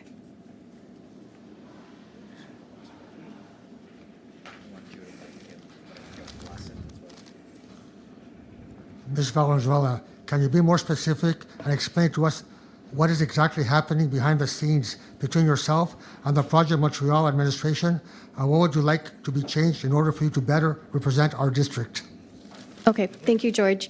So basically, I've been in this seat as city councilor for the District of Darlington since 2021, and only in this year have I addressed how the opposition has been treated in terms of access to information.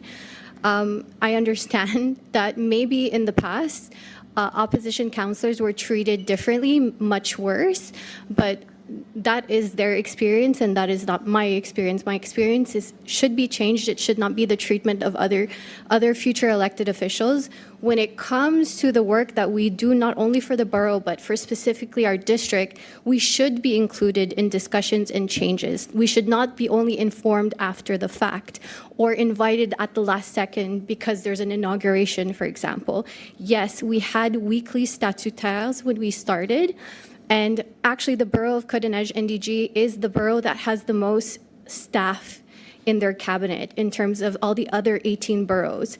So, and rightly so, as it's the borough that is the most populous and that has quite an amount of different realities depending on the districts. However, if you looked at my calendar or if you look at all of the unanswered emails that I have with regards to the questions in my district from 2021 to now, I have a compilation. I have a folder of screenshots of emails that were never answered and that I have to consistently follow up because I don't get an answer.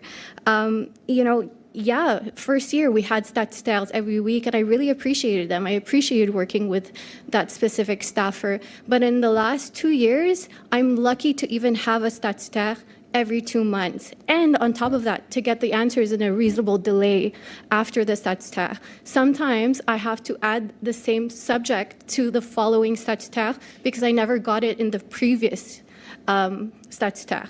So I think it's a lack of communication. Maybe on their end, they would have had information that they could have shared with me or could not share with me, but they were never, it was never communicated that the information was to come and at what point the information would come. It was also never communicated to me, for example, when I send an email, like at least do an accusé de réception. I don't even get that. So it's just basic respect in terms of what the position is as a city councillor. And again, like we only have 11 months in this mandate. There is no guarantee that I will be the next city councillor for the District of Darlington. So all I'm asking for the future elected officials, whether they're in the opposition or sitting in governance, just treat your elected officials equally. Just because you're in the opposition or you're not in the opposition, you are representing your residents and you should receive the same access to information without having to do access to information requests. That's it. Thank you, George. Merci, Maître Reeves. Donc, je propose à l'appui de Despina Sourias de prolonger la période de questions de 15 minutes. Donc, la prochaine personne est Erwin Rapaport.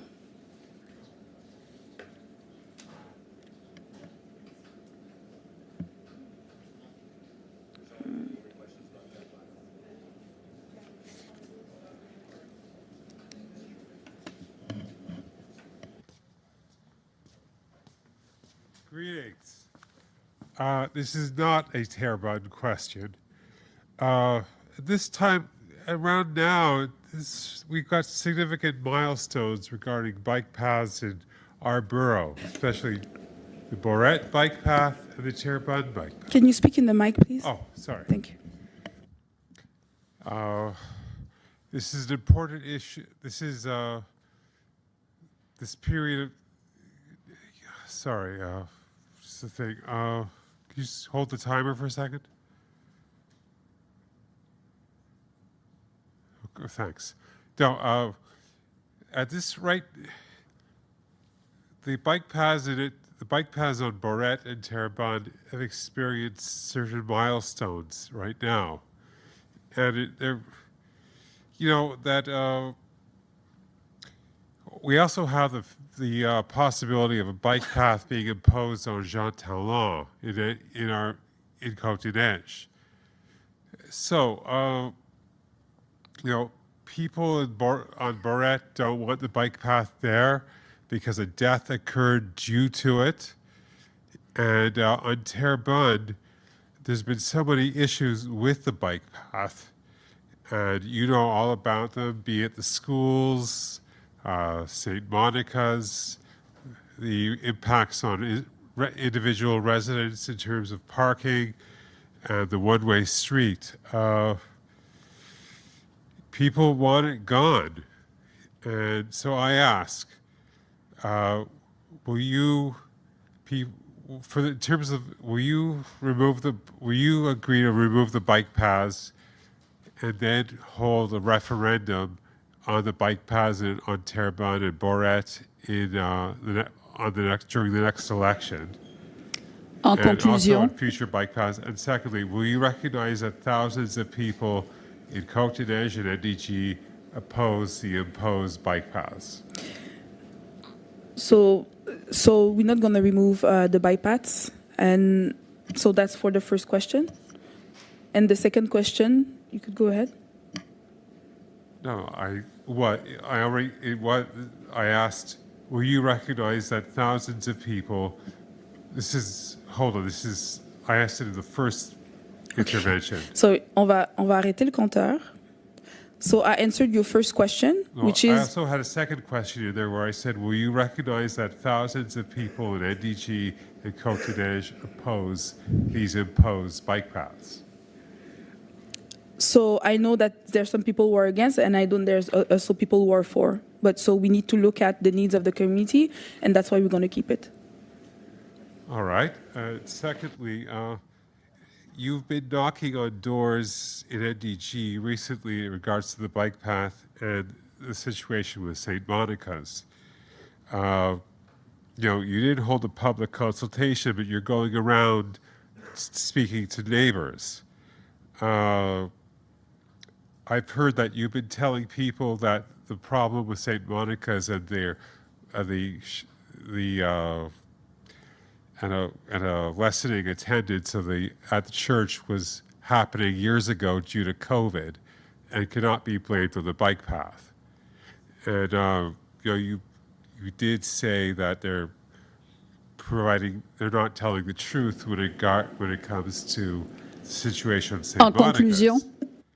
So, you know, hold on. Because the situation at St. Monica's and the schools are being impacted by the bike path, will you at least agree to remove the bike path in the winter and just make it a summer bike path until we get rid of it? So this is a question about the Terrebonne bike path. No, I explained before that we're going to keep it for the winter for safety reasons, and also because people use it. And we call it winter bike path, but it's not really winter. As I think the first snow was today or yesterday, maybe at the end of the day. There's no more snow on the ground right now, so I think we understand that our climate right now is not like 6 months, of winter and snow on the ground. So we're not going to remove it for this season because of safety issues, because the street is going to be wider, and because people are still using it as well. Thank you. On est à Marie-Yvonne Kelly. Le titre, c'est sur la piste cyclable de Terrebonne. C'est la troisième question. Quatrième question. Monsieur Moreau, laissez-nous gérer. Merci. C'est la 40e question sur de Terrebonne. Just one moment, Mrs. Kelly, just one moment. Pour ma compréhension, pour la piste cyclable Terrebonne, c'est les questions 2, 4 et 6 qui ont été posées. Pour les pistes cyclables en général, questions 5, 9, et il va y avoir la question numéro 11. Donc ça, c'est Donc, on n'a plus de questions sur de Terrebonne. Plus de questions sur de Terrebonne. Mrs. Kelly, Madame Kelly, in English or en français? Oh, in English. In English. So, Yeah. Mrs. Kelly, just to make sure you understand, so there's a limit of 3 questions on the same topic that we could answer. Do you understand? Yes. So your question cannot be about the Terrebonne bike path, just so you know that. So if you could reformulate the question. We could give you some time.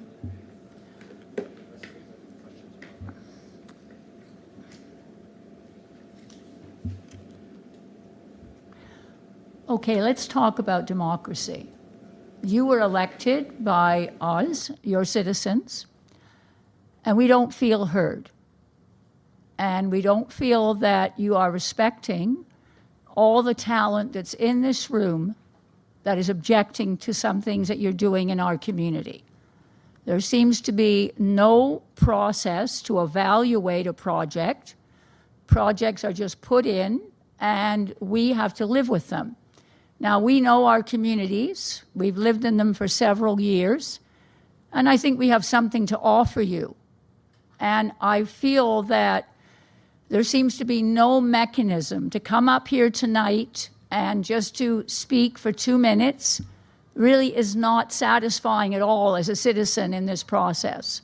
And when some of you say things, and we know it's not true, and we have to sit here and there's no vehicle for us to say, you know what, you're not telling the truth.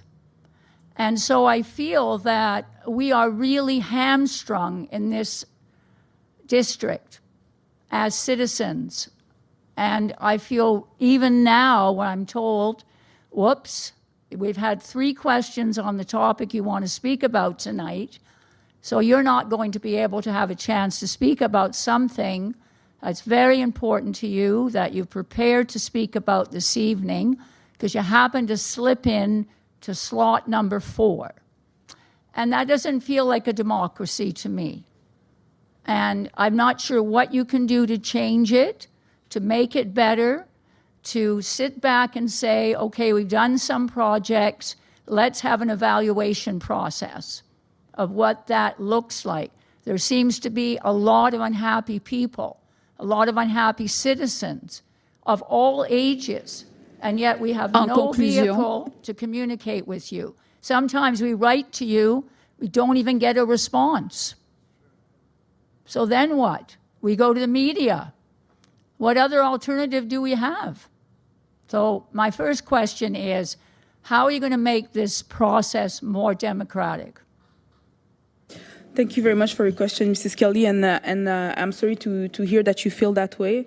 I think you've mentioned some of the other, and I understand that this context here is not the best context to go deep into a subject. So that's why there's different ways to reach us, send us messages, meet with us, and for some project that we have in the borough, sometimes we do information sessions as well, so people could come and so people could understand the project and give us their comments. What we did is that we released, a project that we had 8 months before, so people could share with us their concern. We're still in communication with the committee, even when we implement a project. So I understand that right now here you feel like you're not. I mean, this is maybe not the democracy that you want, but in these type of spaces, it's the same time same thing at the municipal council. We need to have rules because there's only 5 minutes left for this question periods. Other people want to ask questions, so that's why we limit the subject. Now that I know exactly, I know you exactly because I've answered couple of your emails. So I understand you say that I don't, but I did, and this is something that anybody could ask Accès à l'information. They will see that I answered your emails regarding regarding any subject that you sent me. So there's other ways to be in contact with us. Would you ever be willing just maybe let me finish? Okay, sure. So we want the people to be able to share to us their concerns because they are the expert of their living environment. But we are 185,000 people, so I understand that don't like one of our project, but many other people like it. So what do I do?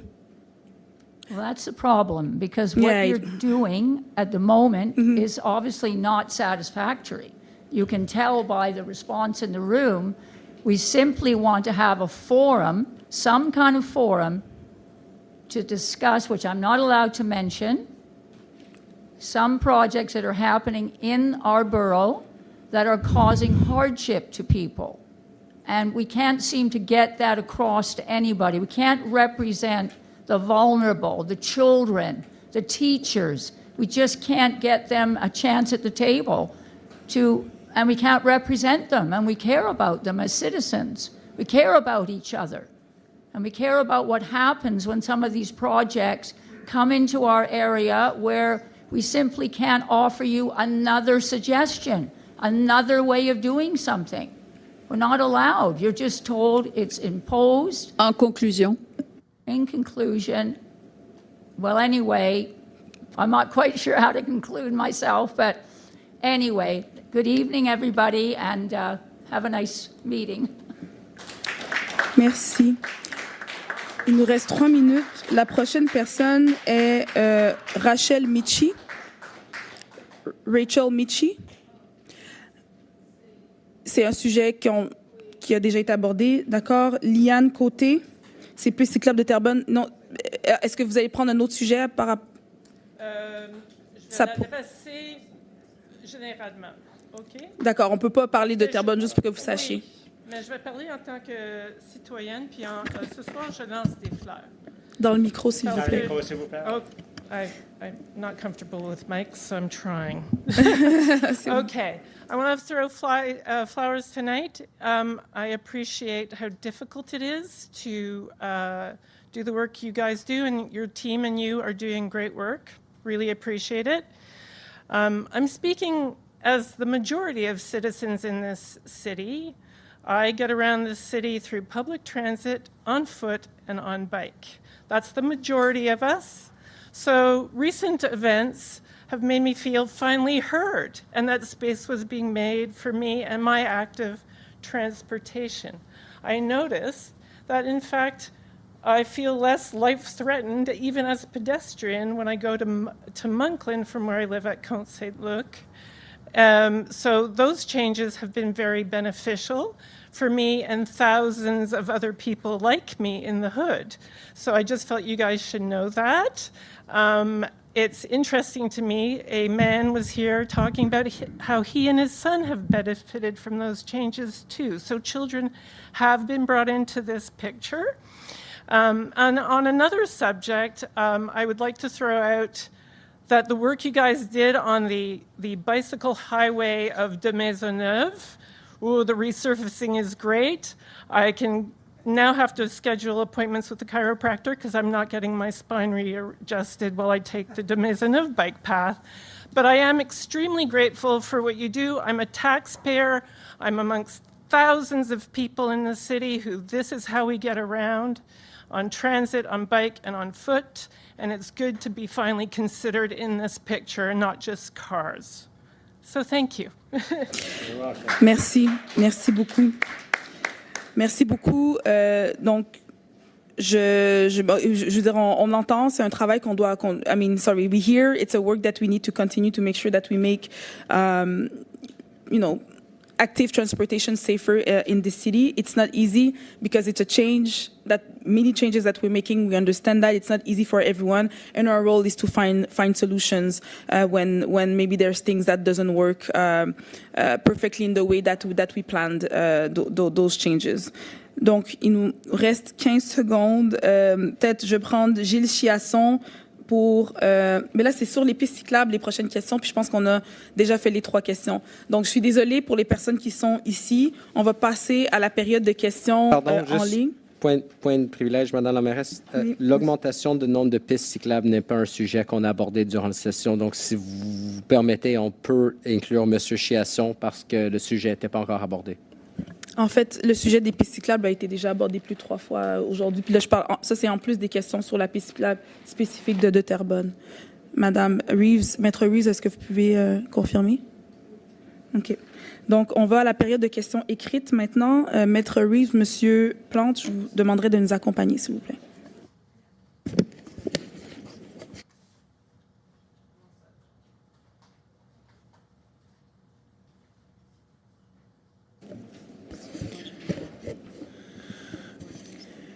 Donc, on a plusieurs questions en ligne qui sont sur les pistes cyclables, mais... Oui, allez-y, je vous laisse compter.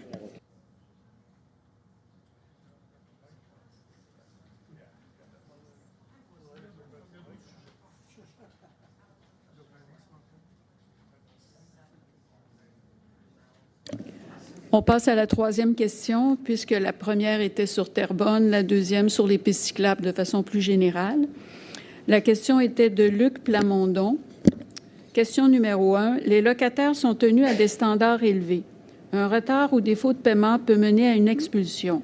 Mais juste un instant, Maître Reeves, il faut juste le temps pour la période de questions écrites, s'il vous plaît, de la part des techniciens. Pardon?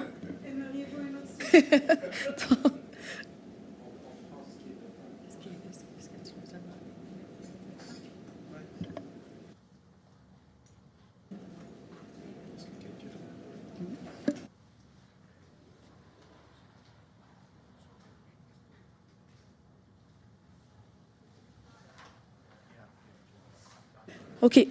Allons-y. Je vais recommencer.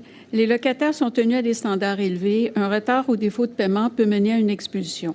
Mais qu'en est-il des propriétaires responsables de moisissures ou vermines qui, malgré des signalements à la Ville, ne règlent rien? Comment leur faire confiance pour réparer ou communiquer un plan d'action lorsque leur historique démontre négligence et absence de communication? Quelles mesures la Ville prend-elle pour les tenir responsables et assurer des conditions de vie sécuritaires? Question numéro 2. Les inspecteurs ou employés du service des permis doivent-ils déclarer les propriétés qu'ils possèdent dans l'arrondissement où ils travaillent? Si oui, comment cette information est-elle gérée pour éviter les conflits d'intérêts? Madame Sourias? Merci pour votre question, Monsieur Plamondon. En fait, sachez qu'on est pleinement conscient qu'on a une problématique d'insalubrité, qu'il y a plusieurs immeubles puis plusieurs logements qui sont insalubres dans l'arrondissement à Montréal. C'est pour ça aussi qu'on a mis en place plusieurs mesures pour accroître nos inspections puis de le faire de manière préventive au niveau de la Ville de Montréal. Il y a plusieurs immeubles d'ailleurs qui ont été assujettis à des inspections préventives pour détecter les problèmes qui peuvent être sur place. C'est sûr que, comme vous mentionnez, oui, il y a des inspections qui se font. C'est sûr que le nerf de la guerre, c'est d'avoir plus d'inspecteurs, étaient plus encore sur le terrain. Puis, on fait le suivi. Comment qu'on l'assure qu'on a des contacts directs avec les propriétaires d'immeubles pour qu'ils mettent en place les travaux qu'ils doivent faire, puis qu'on puisse assurer qu'ils mettent en ordre les logements en question. C'est sûr que c'est pas des situations qui sont faciles, mais on a quand même une équipe au niveau de l'arrondissement. On a même augmenté le nombre d'inspections qu'on fait pour s'assurer qu'on puisse s'assurer que les logements qui sont insalubres deviennent conformes. Donc, il y a des suivis qui sont faits. Si vous voyez des problématiques spécifiques dans votre immeuble, on est là pour vous écouter, pour prendre tout ça en note. Donc, n'hésitez pas à me contacter directement. Mes coordonnées sont en ligne.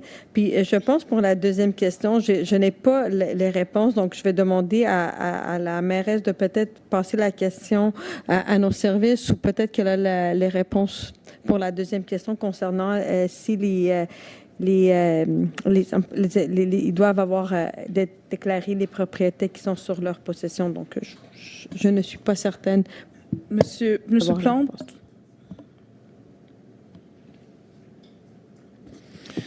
En fait, il faut comprendre que pour les gestionnaires de la ville, il y a un formulaire qui est obligatoire de remplir où on vient préciser les propriétés qui sont détenues par les gestionnaires. Pour les inspecteurs, je ne crois pas que ce soit le cas, mais évidemment, nous sommes tous régis par un code de conduite qui fait en sorte que dès qu'il peut y avoir conflit ou apparence de conflit d'intérêts, ceux-ci doivent être divulgués au contrôleur général. Donc, il y a des mécanismes de surveillance et évidemment, si... et on veut pas, je veux surtout pas présumer de rien là, dans la question, mais évidemment que les citoyennes et citoyens ont aussi des recours, entre autres envers le contrôleur général, pas envers, mais vers le contrôleur général ou encore vers l'ombudsman de la Ville de Montréal dans des cas où des gens auraient des questions. Merci beaucoup. La prochaine question. Oui, alors, question from Aiden Dejean regarding unhoused people. So greeting and thank you for your time and consideration. I have witnessed an unhoused person inhabiting the area in front of the main entrance of the Benny Library for over 1 year. He lives on the bench by the main entrance use multiple electrical outlets, the Wi-Fi and urinate defecate under a tree in Benny Park. Why is this acceptable?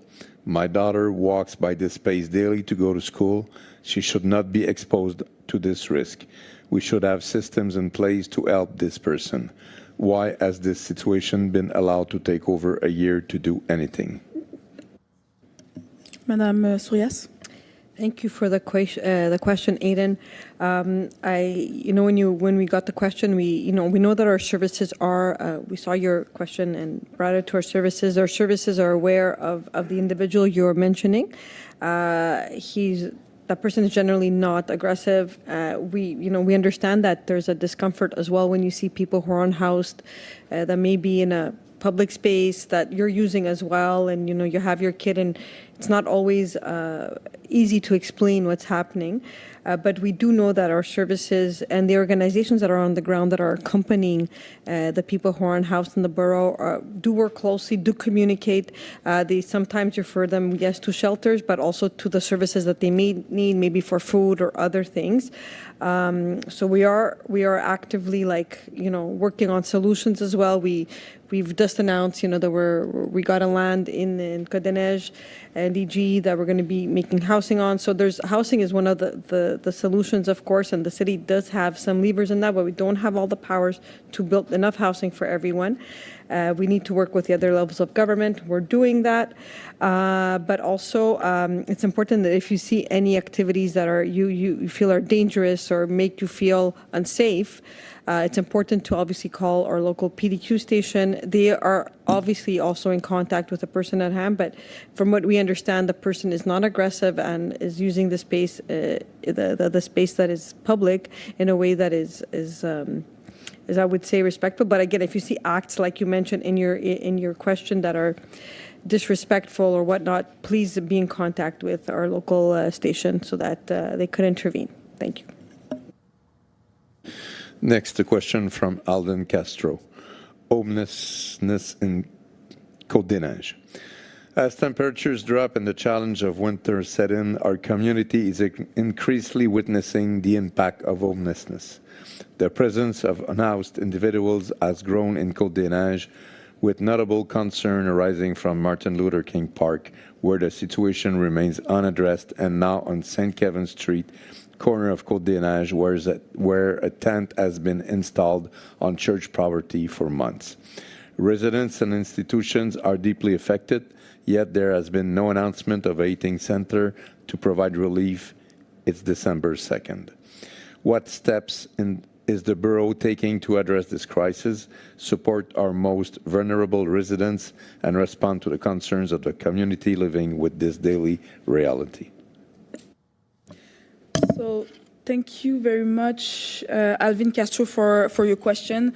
And it's indeed December 2nd, and right now we are in communication with Prévention Côte-des-Neiges NDG, which is the organization that is being financed by the Health Ministry to operate a health shelter. Heat shelter for the unhoused that are in the streets of Montreal, and particularly in this area here in Côte-des-Neiges NDG. So they are the staff of the borough, myself, my cabinet, I've called meetings also with the Director General of that organization to help them open the shelter as soon as possible because it's cold now outside. So hopefully they're going to be able to open in the next couple of days. They're really getting there now. So my role in this situation, our role as a municipality is really to support that initiative from Provençal Côte-des-Neiges NDG and the CIUS to make sure that the people have the resources that they need in times of cold particularly. So that's what we are doing right now today regarding the heat shelter. But as my colleague said before, we are also making sure that we accelerate the housing creation so people could be able to access some housing as soon as possible. So we work on the long and short term regarding homelessness. Thank you. Next, a question from Cathy Carbone-McNally regarding food insecurity in NDG. In the Gazette, it said that 15% of Montrealers are experiencing food insecurity and that the food depot in NDG lacks sufficient funds from the province and must turn people away. This seems like a crisis that should be addressed now. Is there a plan to use the abundant municipal funds at your disposal to help the most vulnerable people in our community? I think you announced that millions of our tax dollars are being invested in more Big C bikes, especially for the winter. Yet, how can this be justified when so many people are going hungry right there in NDG and in Greater Montreal? What concrete action can you take to give much-needed financial support to the NDG Food Depot at this critical time? What are your plans to provide better shelter for the growing number of homeless people this winter in our borough? So thank you very much, Cathy Carbone-McNally, for your question. Food insecurity is really a huge concern. It's a concern, that is worked again with the provincial level, but here at the municipal level, the way we are helping to tackle that challenge is at multiple levels. So first of all, you need to know that we've increased by 3% the work of our community organization every year since we came here. The other thing that you need to know is that, and that includes organization that gives, that operate summer camps, for example, and they could give also food to our youth during summer times. We've give food banks have received $1.5 million from the borough since 2021. This is a lot of money. This is the taxpayers of Montreal who gave $1.5 million to the food banks here in Côte-des-Neiges NDG since 2021. The other things that we're doing is that we are investing a lot and expanding the opportunities of urban agriculture in the borough. So, for example, the depot had a space at the Placette Guillaume Couture, for example, where the people could go and take the food that was planted by the citizens. The other big thing that we did also is that at the Hippodrome site this summer, Multicaf was operating the jardin, the garden there, and if I'm not mistaken, it helped them save around $70,000 by being able to have that space available to them to cultivate food that they could afterwards serve to the people who are in need. So those are the examples of action that we take at our level to make sure that we help food insecurity in the borough, and we're able to do that while we work also with an important issue, which is the people's safety when they walk, bike, and are in their car in the borough. We have to be able to tackle those two challenges at the same time, and that's what we were doing since we came into power. Thank you.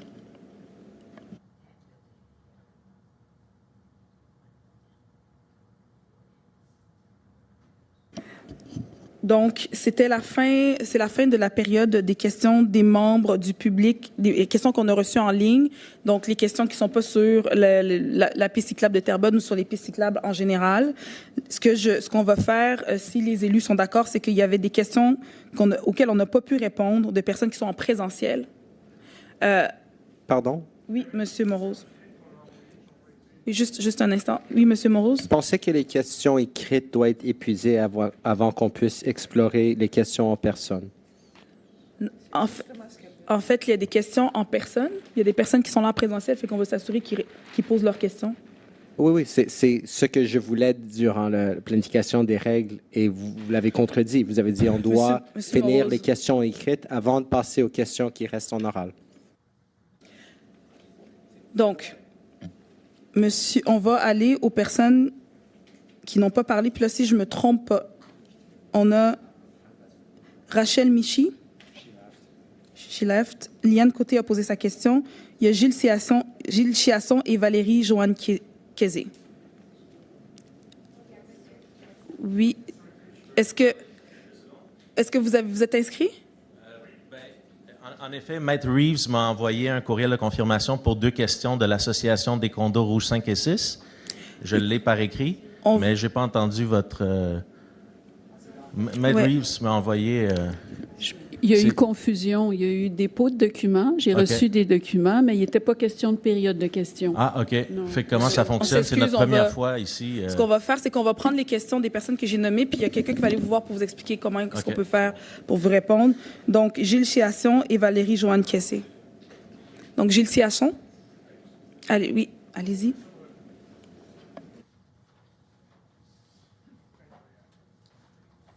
Bonsoir, good evening. I'd like to thank the mayor and the city councilors and Service Montreal for attending this meeting tonight. My question is about expanding on bike paths, but I want to preface it with something very positive in my experience. I'm very proud of the work you did with the Terrebonne bike path. It has been a project that has been going on for, 3 decades now. I think there's been enough consultation. It may not be perfect, and I'll give you that, but it's been pretty good. Now, my question is, what are your plans to expand on bike paths, considering that only 3% of the streets in Montreal have bike paths? It seems kind of like 97% of the car drivers are getting a really good deal here. So how about selling me on a new bike path? Madame Sourias. Thank you for your question, Mr. Chiasson. Thank you for coming out on this cold winter night, almost winter. We do have our Plan Vélo that is basically an extended infrastructure project plan for cycling infrastructure across the city, and specifically for the borough. We have added more bike lanes, secured bike lanes. We had some, and then we secured them and added some new ones. So for sure, it's important to have all these infrastructures in place to encourage more people to, go active and choose, to have options, I guess, to get around, not to exclude cars, obviously, but to give them more options. And the mayor mentioned it a bit earlier today for us. I think one of the big asks that we have when it comes coming from citizens is to have accesses going all the way to Côte-des-Neiges, so kind of linking both sides together. So Isabella is something that is in the plans. Of course, whatever we do this, we have to evaluate the impacts to ensure that we do it well, and that's what we did with Terrebonne. We really kind of we did a study. There were several. You're talking about 30 years, so there's an extensive history of dialogue with citizens and with institutions about this. So for us, it's important to continue in that mode to increase. I guess the infrastructure that's in place and better the one that do exist. That's why we are we are following to see how it's being used and how the Terrebonne bike path, for example, is being used. And we're always going to be adapting it because things change, society changes, the number of users might grow. So for us, it's really important to keep evolving in this path of having different ways of getting around a city that is getting denser and denser, let's say the truth. Fair enough. I would also add that the number of bike paths that we do have presently is roughly 3%. And for those who are inconvenienced by this, you've got to remember this is a cultural thing. We've gone many years where we did not have bike paths, and I'll admit that people who ride bikes sometimes make up the rules for their own comfort. This would allow it to be established in more concrete terms. The more bike paths we get, the more we'll be used to following certain outlines. So I'm hoping that's what we learn from this experience, that not we go back and say, no bike paths in the entire city of Montreal, but that we move forward. And I'll say in conclusion, I want to wish everyone a wonderful season. I hope you find peace, love, and a little joy. Good evening. Madame Sourias? Well, thank you for your intervention. And of course, it's we're in agreement. We need to make sure that we go forward. It's not one mode of transportation against another. It's really just bettering the ones that we have, making it better for everyone. So really for us, it's making it a livable city as we are growing as a city as well. Thank you. Merci. La prochaine personne est Valérie Joanne Kessé.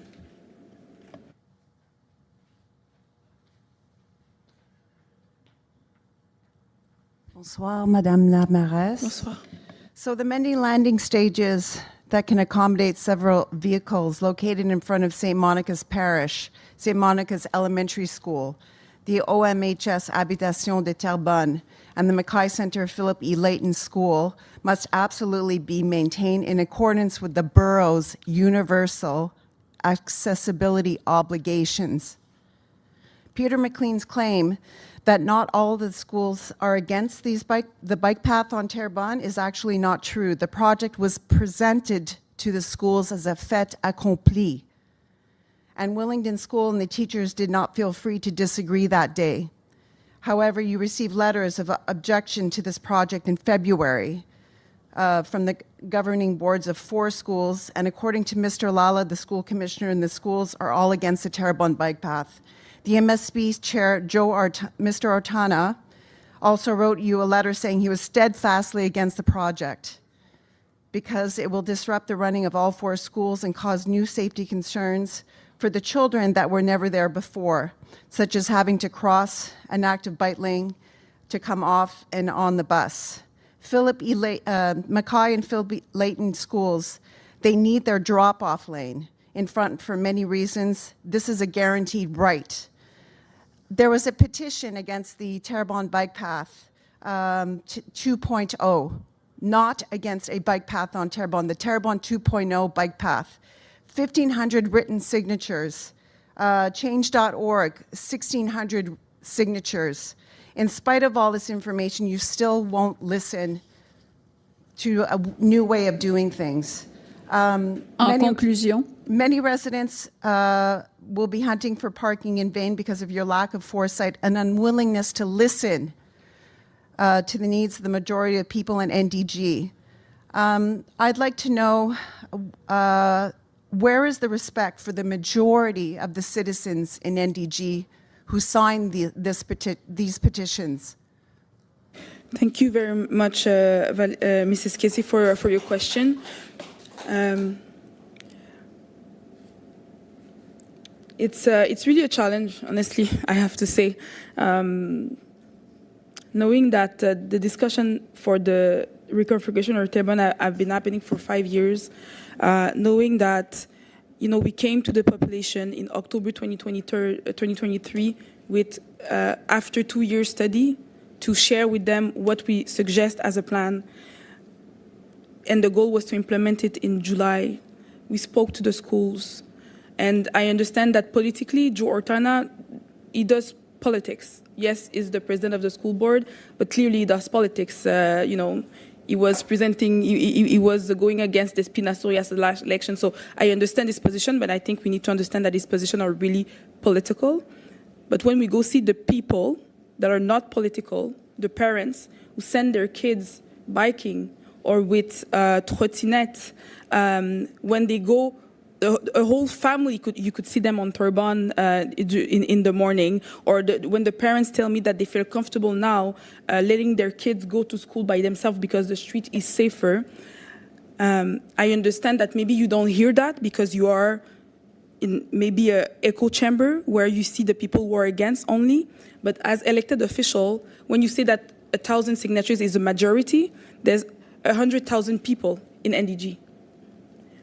And oftentimes, and I think it's the human nature, is the people who are against something that come here in councils, that send petitions.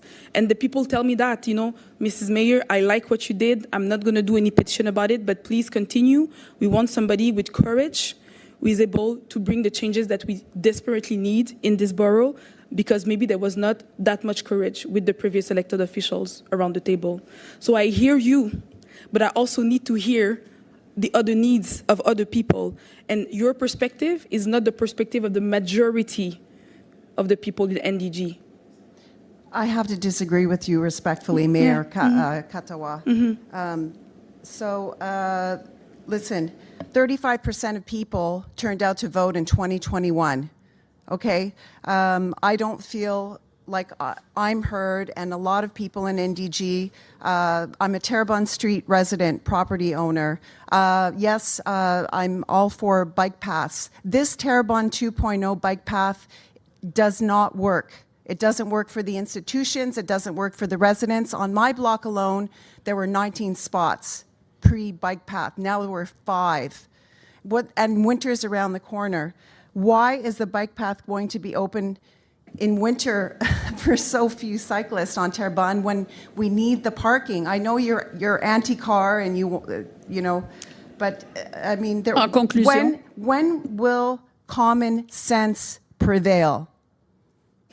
Thank you for your question. And I'm anti-car. I don't know where you take that. The reason why I know it's dangerous to drive your car through Terrebonne is because sometimes I take my car, sometimes I walk, maybe fewer times I bike, because I'm not, I'm not Peter McQueen, I'm going to say that. But I walk, I take public transportation, and I take my car. And I know that since we did that implementation, even when you drive your car, it feels safer. And I mean, thank you very much for everything that you do to, make sure that your voice is heard.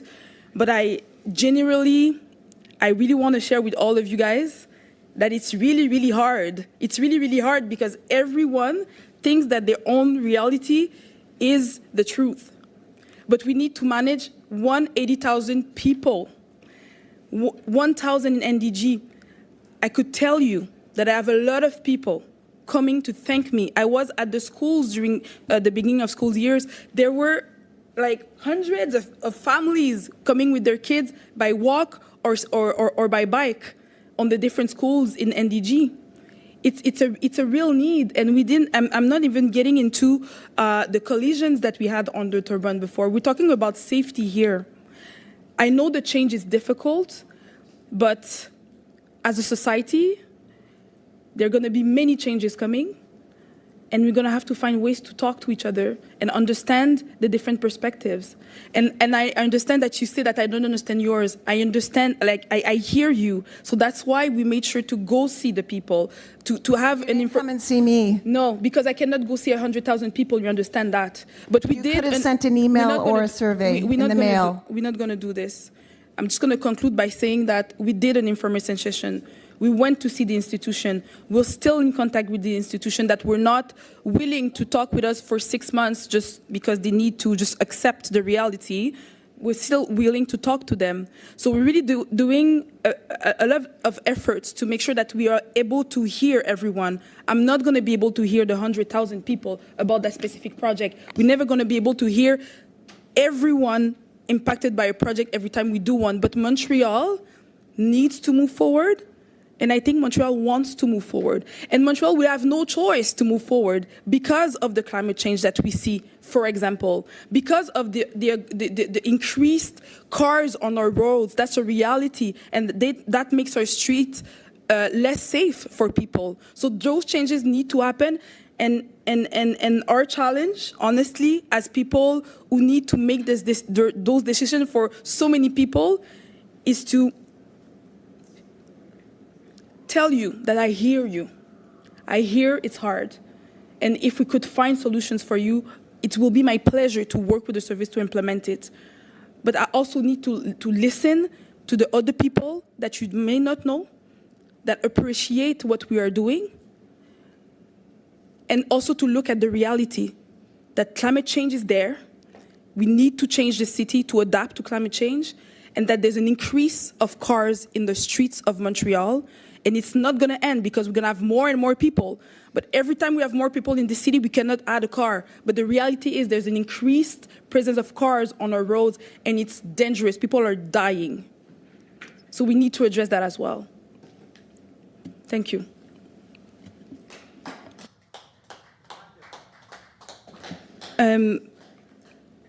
Donc là, on a répondu à toutes les questions des personnes qui sont encore avec nous en présentiel. On a passé les 4e questions qui sont en ligne, qui sont sur les pistes cyclables de Terrebonne, qui sont sur les pistes cyclables en général. Moi, je proposerais à l'équipe qu'on puisse continuer parce qu'il y a encore des gens en présentiel, puis peut-être qu'ils veulent entendre nos débats sur les prochains sujets. Donc, si ça vous va, moi, j'arrêterai la période de questions ici. Donc, Pardon, point de privilège. Les questions écrites ne sont pas épuisées, de ma compréhension. Les questions écrites ne sont pas épuisées à date. Merci. donc, c'est exactement ce que je viens d'expliquer, M. Morose. Donc, ce que je dis, c'est que comme on a répondu à toutes les questions des personnes qui sont ici en présence, qui sont déplacées, qu'on a répondu au moins 3 fois à plusieurs des questions qui sont en ligne, c'est-à-dire qui concernent les pistes cyclables de Terrebonne et les pistes cyclables en général. Je proposerais, parce qu'on a des sujets importants à traiter à l'ordre du jour, et je pense que peut-être que les gens voudraient entendre ces éléments-là, je proposerais qu'on arrête la période de questions ici parce qu'on a répondu à toutes les questions auxquelles on devait répondre, et puis qu'on prenne une courte pause et qu'on continue notre ordre du jour. Il nous reste combien de temps pour la période de questions écrites? Parce que moi, je propose qu'on lit les questions qui nous restent, et on a juste 1, 2, 3 qui nous restent. J'appuie le maire, je demande le vote. Donc, je demande le vote nominal sur un point de... Non, écoutez, honnêtement, je pense que la plupart d'entre nous, on est d'accord, là. Donc, moi, je propose à Puy de Despina-Sorias de prendre une pause à ce moment-ci. Merci.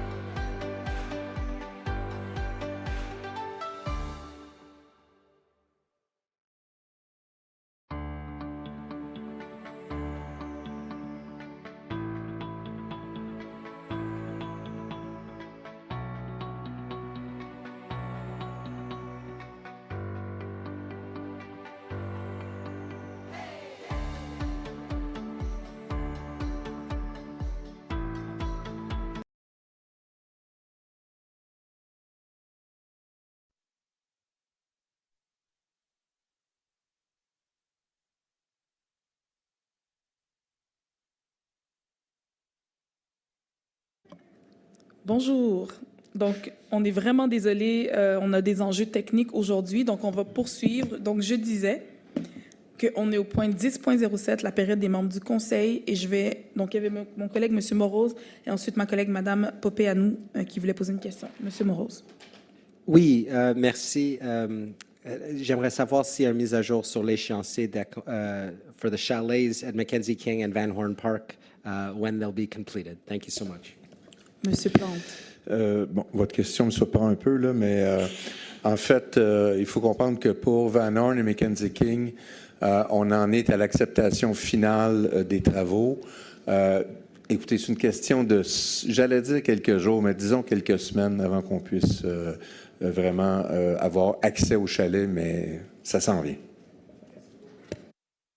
Merci. Madame Popéanou. Merci, Madame la mairesse. Donc, je soulignais le fait que ce soir, c'est un moment important dans l'histoire même de Côte-des-Neiges-NDG, puisqu'on va adopter un règlement modifiant le plan d'urbanisme de la Ville de Montréal sur le secteur de planification du quartier Namur-Hippodrome. Donc, dans notre façon d'exprimer les choses, c'est qu'en réalité, on a tenu une consultation publique sur le projet qui s'appelle le Plan directeur d'aménagement et de développement, le PDAD, Namur-Hippodrome. C'est un moment historique, je tenais à le souligner, extrêmement important. J'avais fait même un commentaire éditorial en disant j'aurais souhaité ce soir qu'on y ait une vingtaine de questions sur le PDAD au lieu de la piste cyclable sur Terrebonne. Donc, je souhaite savoir de la part des services, c'est quoi la suite? Qu'est-ce qu'on doit s'attendre à la suite du vote sur le PDAD? La mairesse avait dit que, bon, on va pouvoir mettre en vente des lots et inciter les promoteurs à nous déposer des projets. Je veux savoir de votre part comment vous voyez la suite. Merci. Peut-être juste avant que M. Plante réponde, je veux clarifier en fait, c'est que là, un élément qu'on va pouvoir faire, c'est développer le secteur Namur. Donc, c'est des lots, il y a déjà des propriétaires fonciers, pendant qu'on est en train de développer le plan de financement des infrastructures du lot de l'hippodrome. Donc, il n'y a pas de vente de lots sur l'hippodrome, excepté l'espace La Traversée qui a gagné un concours pour faire du logement hors marché. Mais je vais laisser M. Plante poursuivre. Oui, merci, Madame la mairesse. Écoutez, je vais quand même, si vous permettez, donner l'occasion à notre directeur de l'aménagement urbain et de la mobilité, Samir Admo, de préciser, et je le fais en soulignant le travail de toute l'équipe des gens de l'urbanisme chez nous qui travaillent sur ce projet-là, pour certains depuis déjà quelques années, et je pense que c'est un moment important. Alors, je cède la parole à M. Admo. Merci pour votre question. Pardon.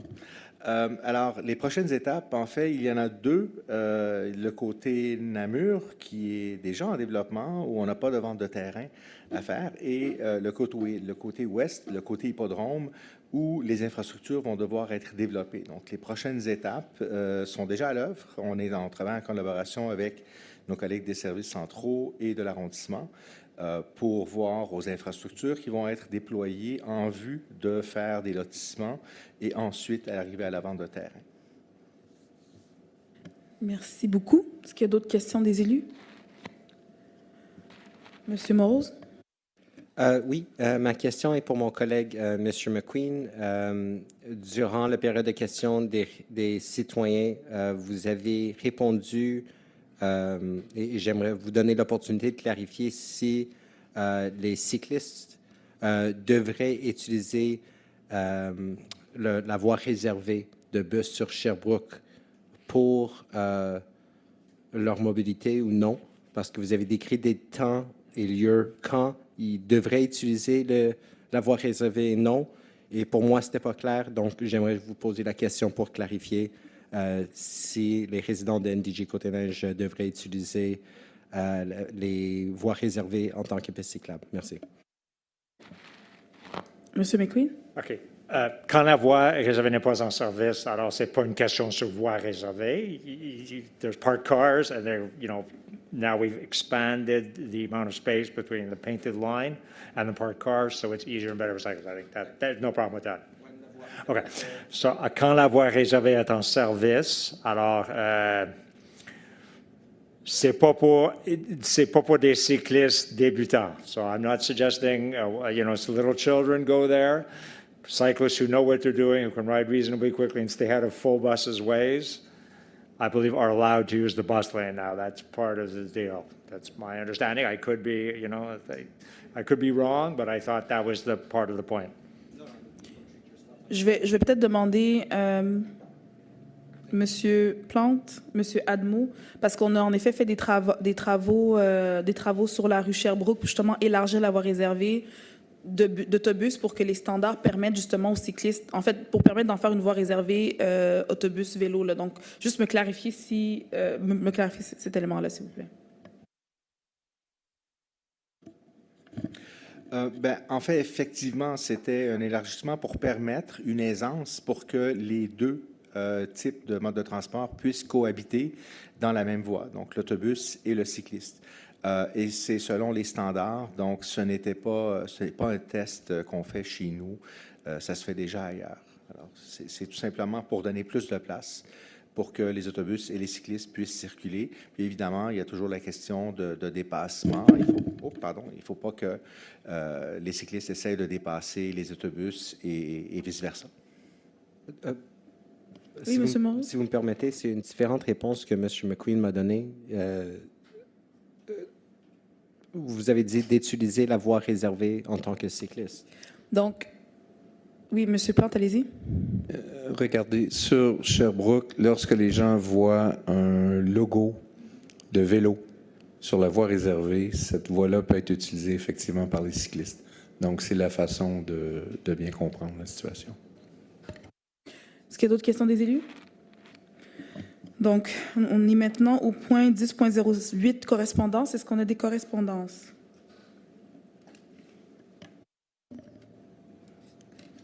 On a une lettre de la commission scolaire English Montreal concernant la piste cyclable sur de Terrebonne, un courriel et des photos de Michael McGuffin concernant, et aussi une lettre de l'Association des condos rouges 5 et 6 concernant la modification au plan d'urbanisme pour le secteur détaillé du quartier Namur-Jean-Talon, 2 courriels de l'Association des condos rouges 5 et 6, ainsi que des documents qui y sont joints concernant la collecte des matières recyclables pour les citoyens et copropriétaires des 49-23 et 49-59 Jean-Talon-Ouest. Merci beaucoup. Donc, c'est déposé.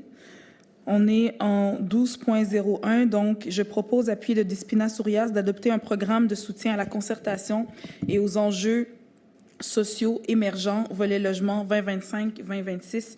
Est-ce qu'il y a des commentaires des conseillers et conseillers? Monsieur Morose? Oui, merci, Madame la mairesse.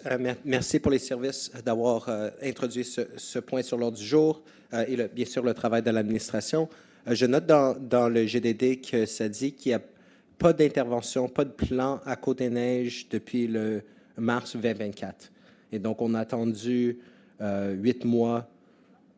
Oui, dans le GDD, ça dit que l'échéancier sur les efforts mis ont fini en mars 2024 à Côte-des-Neiges durant une crise. J'aimerais savoir quel type d'effort est-ce qu'on va mettre supplémentaire pour être certain qu'on prend de l'avant après avoir manqué un peu de temps sur cet enjeu-là. Et bien sûr, c'est un document apprécié que j'apprécie que c'est très clair. Et j'aimerais juste être certain qu'on fait de plus quand on n'est pas sur le terrain sur un enjeu comme cela. Merci. Merci, M. Morose, pour votre question, mais j'avoue que j'arrive pas à comprendre parce qu'on a adopté des sommaires décisionnels pour financer l'œil pour le travail qu'ils font sur le soutien aux locataires. Puis on a aussi voté au dernier conseil d'arrondissement 80 000 si je me trompe pas, à la table d'habitation. Donc, il faut juste être précis quand vous dites qu'on fait rien depuis mars 2024 à Côte-des-Neiges en habitation. Je n'arrive pas à comprendre ce dont vous parlez. Pardon, je vais être plus précis. C'est dans l'évaluation elle-même, dans le programme de soutien à la concertation aux enjeux sociaux émergents volet logement. Ça décrit une activité constante dans le table de quartier de NDG pour adresser cela, Mais si vous regardez au 3e paragraphe sur les objectifs du programme soutien et concertation aux enjeux sociaux émergents à Côte-des-Neiges-Notre-Dame-de-Grâce, ça dit sur l'avant-dernière ligne, ça dit « Notons que le chantier salubrité réunit des acteurs du quartier de Notre-Dame-de-Grâce également. Le financement pour le chantier salubrité a pris fin en mars 2024. Une réflexion est en cours pour une meilleure arrimage et une optimisation des espaces concertation sur le logement. » Donc, c'est la raison que j'apprécie que ce point est là. Mais bien sûr, la façon que je les lis et que c'est décrit, ça dit que depuis le mars 2024, qu'il y a une monte de financement sur le chantier salubrité dans la ville de Montréal, dans l'arrondissement. Et j'aimerais savoir qu'est-ce qu'on va faire pour rattraper ce manquement. Merci. Ouais, mais écoutez, j'entends, mais j'arrive pas, j'ai pas été en mesure de voir exactement l'endroit auquel vous faisiez référence, mais la chose Page importante... 46 Okay. du GDD. Mais la chose importante à savoir ici, c'est qu'on finance des projets en habitation à Côte-des-Neiges. On a financé pas plus tard que le dernier conseil, 80 000 $ pour la table d'habitation. Donc voilà, l'important, c'est ça, c'est que la population de Côte-des-Neiges soit en mesure de savoir qu'on finance des projets en logement. Donc, s'il y a un élément là, qui ne fonctionne pas dans le texte, on va le regarder, mais la réalité, c'est ça.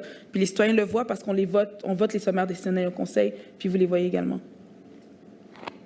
Non, parce que honnêtement, on a Côte-des-Neiges et NDG. Et vous avez dit que NDG a 100 000 personnes aujourd'hui, mais il y a moins que 100 000 personnes, mais il y a plus que 100 000 personnes à Côte-des-Neiges. Et dans la façon que les activités de NDG sont décrites, il y a très clair une continuation du service. Mais à Côte-des-Neiges, depuis mars 2024, il y a un manquement de financement pour le chantier salubrité en spécifique. Bien sûr, on vote plein de choses au Conseil. Je ne dis pas qu'on fait rien, mais spécifiquement sur le chantier salubrité, ça marque dans les objectifs du programme que ça manque du financement depuis mars 2024.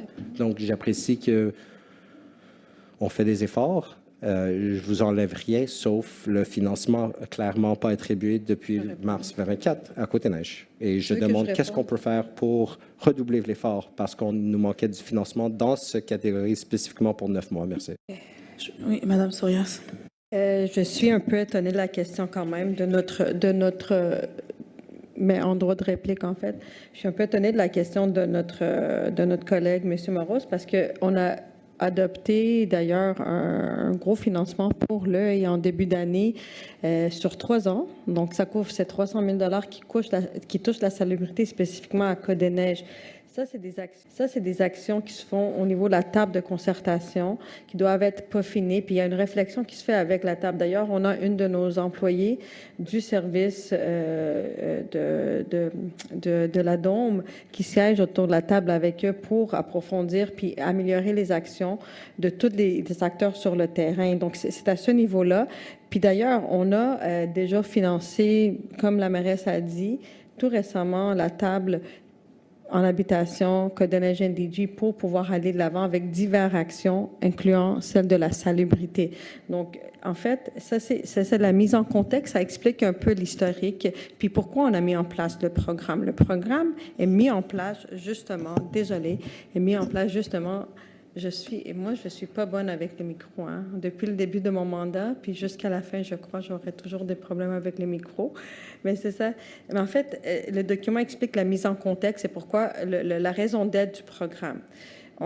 Historiquement, on finance des actions en logement, mais pas d'une façon structurante et structurée, d'une façon claire. Donc, le programme vient vraiment encadrer nos actions, puis nous permet de financer les actions de façon plus, je dirais, c'est le micro, tout le monde me regarde, de façon plus accrue.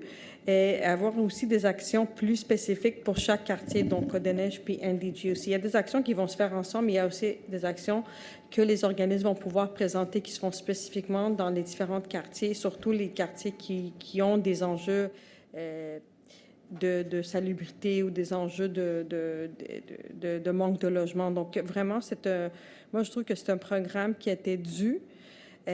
Puis qu'on est très fiers de déposer puis adopter ce soir. Donc, j'espère que tout le monde autour de la table va voter pour ce beau programme qui va mettre en valeur les actions que font les organismes qui sont sur le terrain à chaque jour. Merci. Pardon, Merci beaucoup. j'avais quelque chose à ajouter. Je sais qu'elle a dit droit de réplique, mais vous avez dit que vous allez assurer une continuation de conversation sur chaque sujet avant d'utiliser le droit de réplique. Mais en fait, j'ai répondu 2 fois à votre question. Elle a utilisé le droit de réplique. Donc, à ce moment-ci, je me demandais est-ce que quelqu'un demande le vote? Non, mais j'avais quelque chose d'autre à me prononcer sur ce sujet et puis j'ai pas épuisé mon temps. OK. Donc, le point est adopté à l'unanimité. 20.01, je propose, appuyé de Peter McQueen, d'accorder une contribution financière de 4 000 $ à l'OBNL reconnu Urban Nature Éducation pour la tenue d'activités dans le cadre de la programmation hivernale extérieure de l'arrondissement et autoriser la signature de la convention à cette fin. Les commentaires des conseillers et conseillers. Adopté à l'unanimité.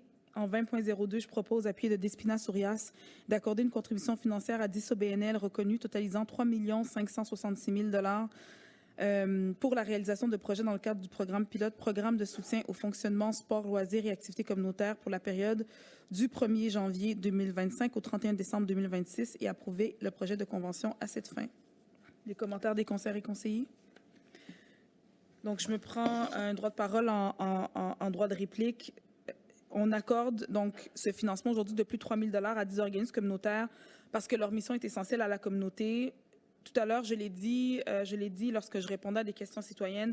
Depuis qu'on est arrivé en poste, on a indexé de 3 % le financement aux organismes communautaires parce qu'on comprend, on sait à quel point leur travail est absolument essentiel. Ils nous aident à aider nos concitoyennes et concitoyens. Donc, ce 3 % se reflète encore une fois dans le financement qu'on a ici.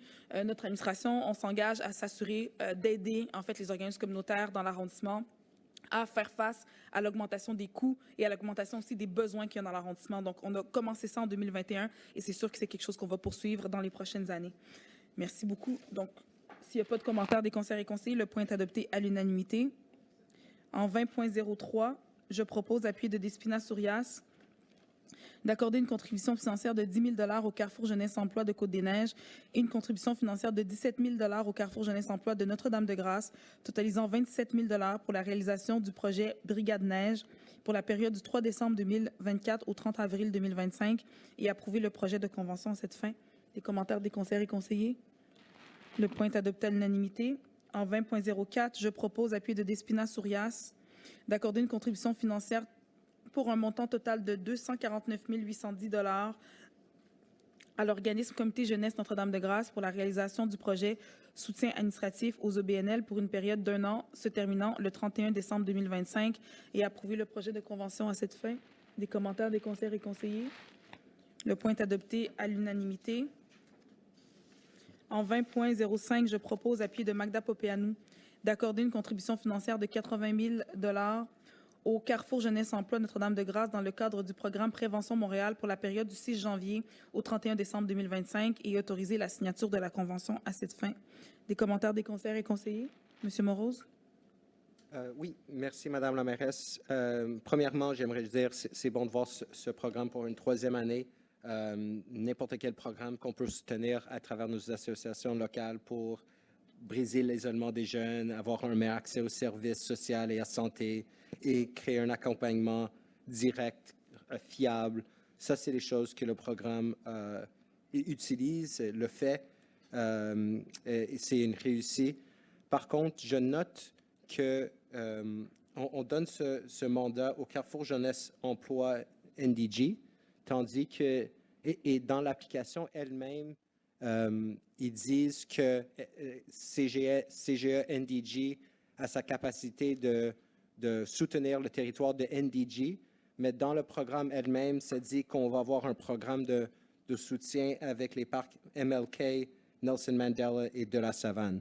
Donc, j'aimerais savoir pourquoi on a choisi Carrefour Jeunesse Emploi NDG au lieu de Carrefour Jeunesse Emploi Côte-des-Neiges, qui est juste à côté d'un de ces parcs-là.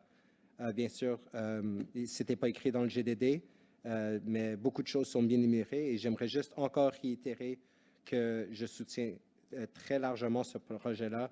N'importe quel programme qui adresse les choses que j'ai énumérées, c'est quelque chose qu'on supporterait, mais j'aimerais savoir pourquoi la sélection d'une organisation à l'extérieur de Côte-des-Neiges pour servir les besoins à l'intérieur. Merci. Monsieur Plante. Ben, en fait, l'explication qu'on peut vous donner ce soir, puis qu'on pourra peut-être peaufiner, c'est qu'il faut comprendre que le contrat de service a été donné avec le comité jeunesse NDG, qui, donc, c'est eux vraiment qui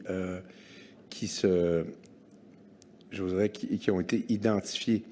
Alors, et il n'y a pas de limitation de territoire à ce moment-là. Donc, c'est l'explication que je peux vous donner ce soir, peut-être de manière plus précise, qu'on serait capable d'aller chercher d'autres éléments, là. Mais c'est ce que nous avons. Avec le CJE NDG.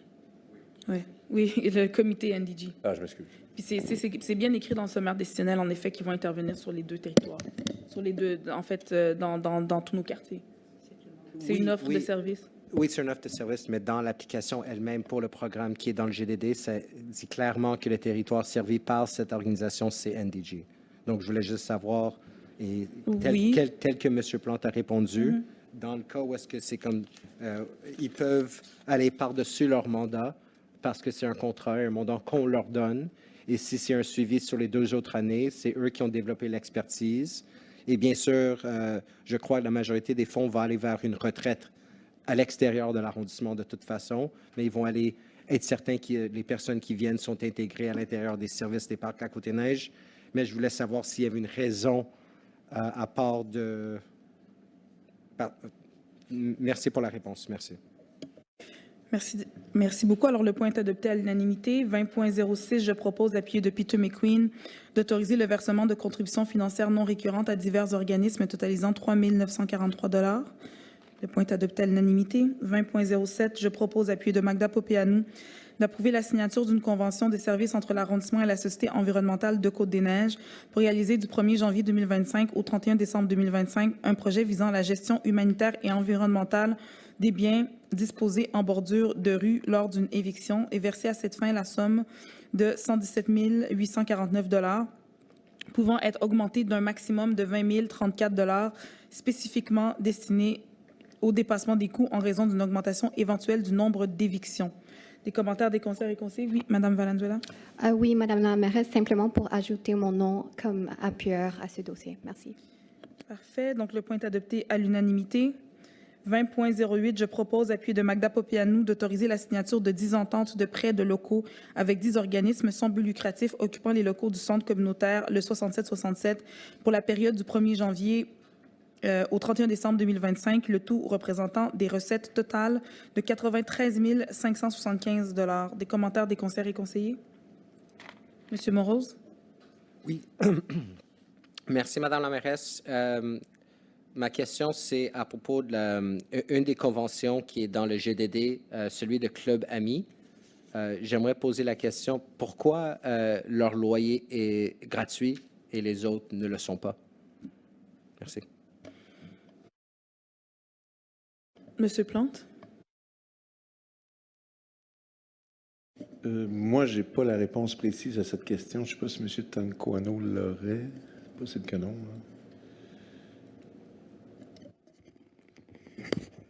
Il faudrait que je fasse des vérifications supplémentaires parce qu'il y a plusieurs règles qui sont appliquées. Il y a certains organismes qui ont été acceptés au 67-67 de façon historique. Puis, avec l'adoption de la politique et le cadre de référence, il y a une révision qui est en train d'être faite pour assurer l'équité sur le territoire, mais ce n'est pas encore complété. Fait que je pourrais vous revenir avec une réponse beaucoup plus détaillée et beaucoup plus complète par rapport à cette question-là. Oui, Monsieur Morose? Merci. Avant de voter, j'aimerais savoir pourquoi les autres organisations ne reçoivent pas quelque chose de gratuit, tandis que le Club Ami, ce n'est pas le plus vieux organisation, ni le premier qui est rentré à 67-67. Mais si vous pouvez me donner une réponse en écrite, bien sûr, le besoin de ces organisations communautaires et le montant pour couvrir leurs frais de bail sont minimal, et j'aimerais juste savoir pourquoi on ne peut pas donner gratuitement à tout le monde tel qu'on donne à Club Ami. Donc, si vous pouvez me le donner en écrit, ça serait bien apprécié. Je vais laisser les services... mais juste pour dire, en fait, dans le sommaire, c'est marqué que 2 organismes bénéficient d'une gratuité. Prévention Côte-des-Neiges-Notre-Dame-de-Grâce, qui est mandataire du programme Proximité Jeunesse, et Club Ami. Donc, il n'y a pas juste le Club Ami, là, à ma connaissance, en lisant GDD. Il y a ma collègue Magda Popeanu qui veut commenter également. Merci beaucoup, Madame La mairesse, donc en droit de réplique sur ce point, donc c'est une préoccupation de longue date. Je présume que Fimba, il est plus, il ne connaît pas toute l'historique, des questions de financement des groupes communautaires. Ça a été travaillé pendant des années et des années. Premièrement, la politique de reconnaissance des groupes. Dans le cadre de la politique de reconnaissance des groupes, on a essayé de répondre aux enjeux qui existent en Côte-des-Neiges, des enjeux de pauvreté, des enjeux d'insécurité alimentaire, les questions de salubrité, les questions, donc tous les problèmes que l'immigration sur toutes ses formes vivent. Et c'est à ce niveau qu'on a mis en place la politique de reconnaissance des groupes. Par la suite, on est passé à la deuxième étape, l'occupation de 67-67, où on trouvait pas toujours, c'est pas un endroit de socialisation, 67-67, c'est un endroit où on offre des services à la population qui en ont besoin. Il y a des groupes qui ont leur mission dans la communauté, que ce soit l'animation culturelle ou il y en a des groupes qui donnent même des services consulaires. La question qui se pose, est-ce que c'est l'endroit pour offrir des services consulaires, un endroit communautaire qui doit répondre aux besoins de la population? Et moi, je tiens à remercier les services, la division, d'avoir bien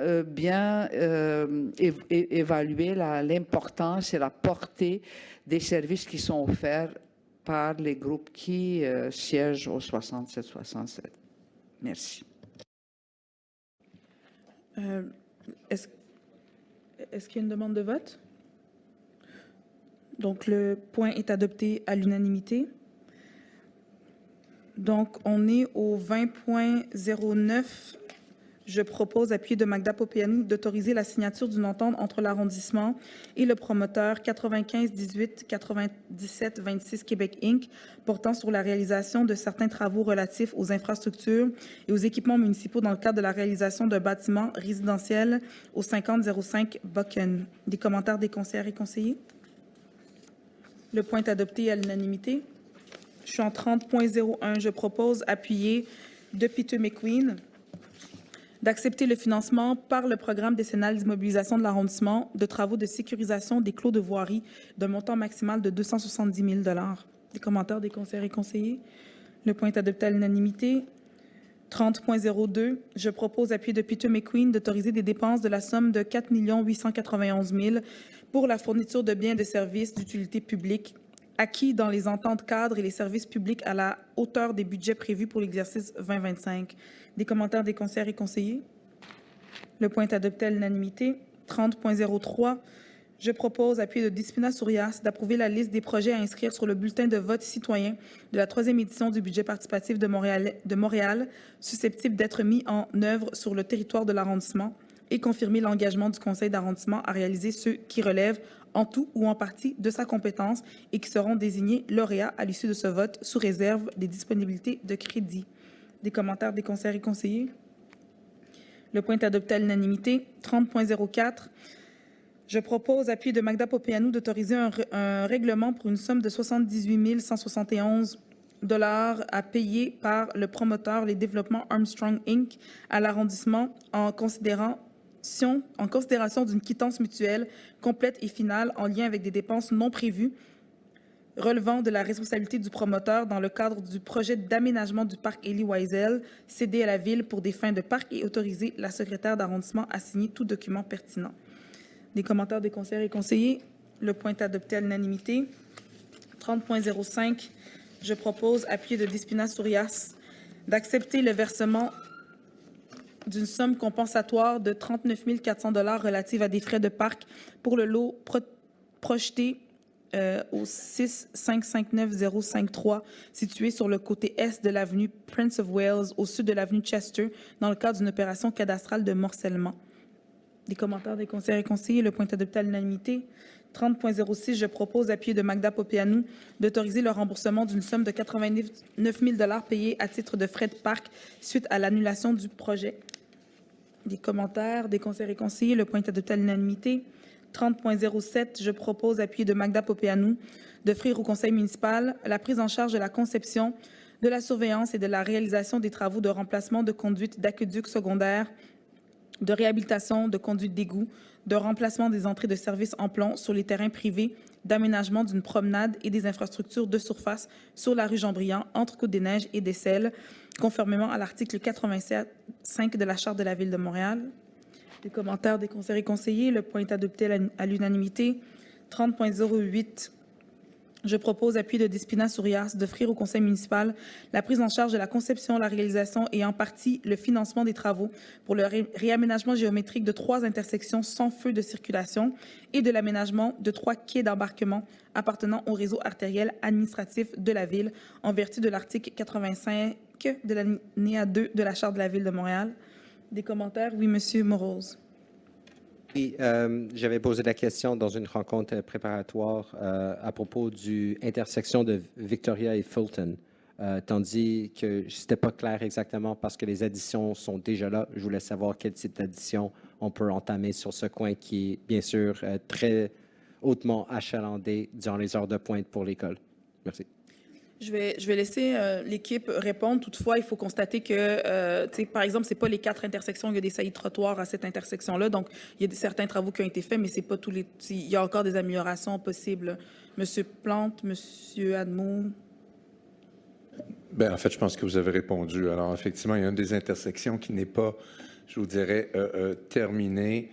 On peut d'ailleurs le voir. Là, je vous dirais que pour l'identifier, c'est l'intersection qui est au nord de Fulton. En fait, la partie de l'intersection qui est au nord de Fulton, là, où on aura des travaux.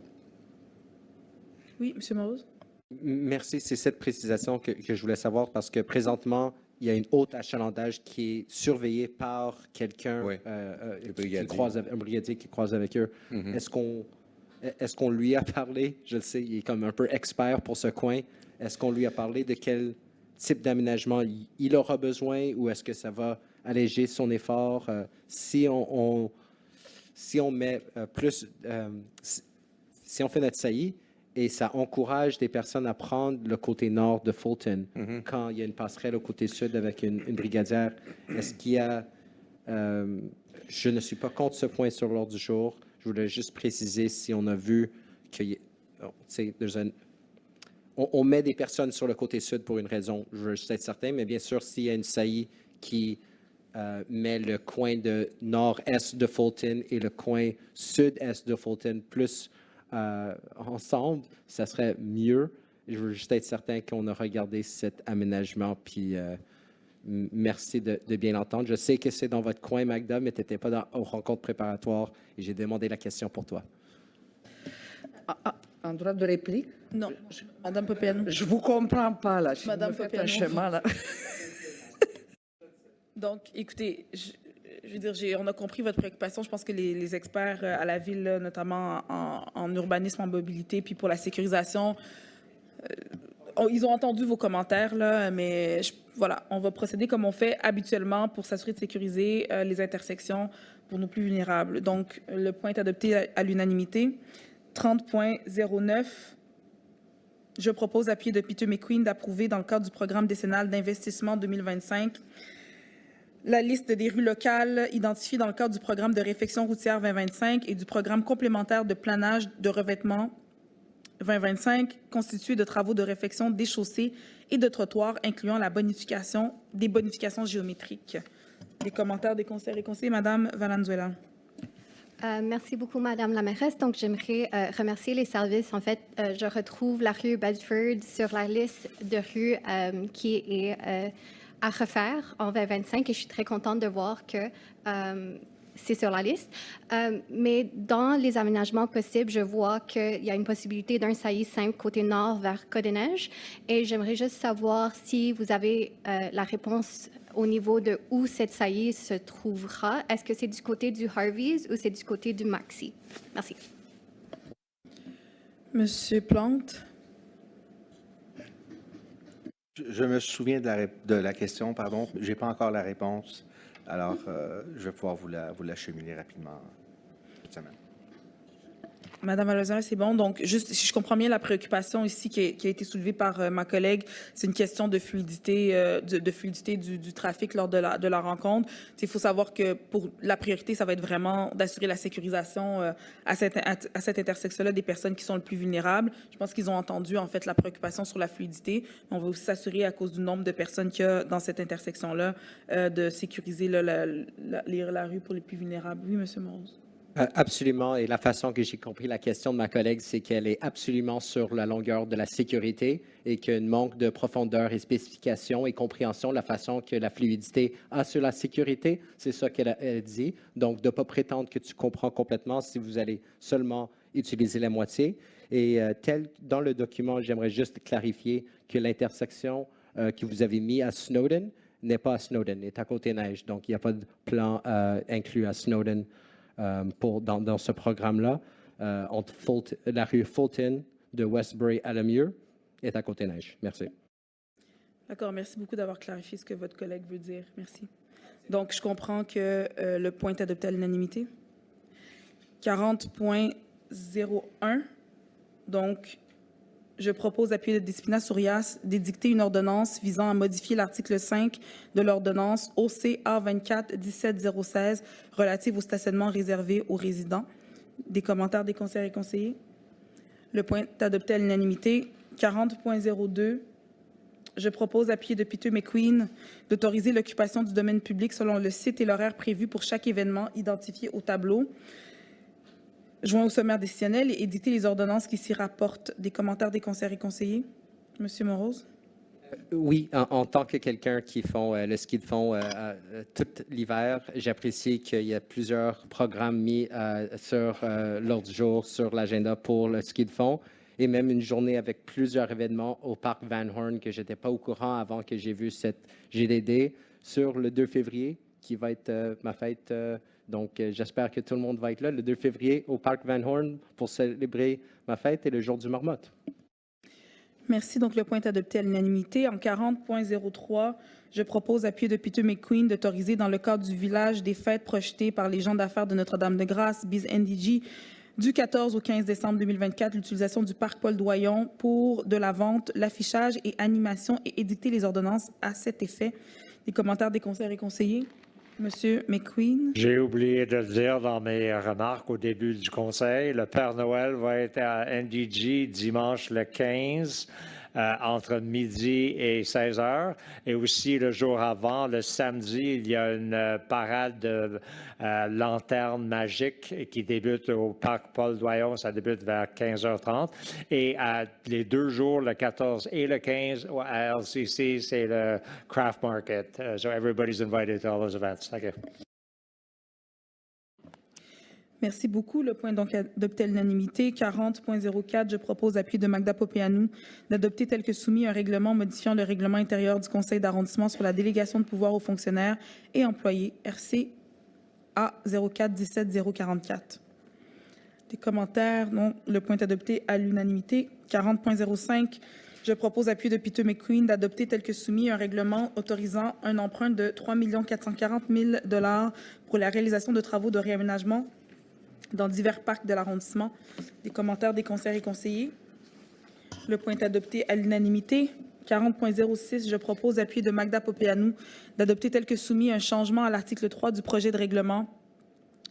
Le règlement portant sur l'approbation du budget de fonctionnement de la Société de développement commercial Expérience Côte-des-Neiges et imposant une cotisation pour la période du 1er janvier au 31 décembre 2025. Des commentaires des conseillers et conseillers? Le point est adopté à l'unanimité. 40.07, je propose, appuyé de disciplinaire sur IAS, d'adopter tel que soumis un règlement sur la taxe relative aux services pour l'exercice financier 2025. Des commentaires des conseillers et conseillers?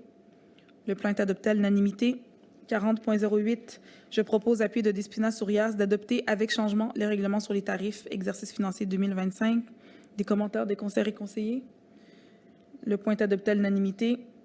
40.09, je donne un avis de motion annonçant qu'à la prochaine séance, qu'à toute séance subséquente, il sera adopté un règlement modifiant le règlement d'urbanisme de l'arrondissement le règlement sur les certificats d'autorisation et d'occupation et le règlement sur les plans d'implantation et d'intégration architecturale afin de simplifier l'application de la réglementation discrétionnaire et rehausser les exigences réglementaires en matière de transition écologique et adopter avec changement le second projet de règlement RCA 24-17-405 modifiant le règlement d'urbanisme de l'arrondissement et le règlement sur les certificats d'autorisation et d'occupation, ainsi que le règlement sur les plans d'implantation et d'intégration architecturale. Des commentaires des conseillers et conseillers?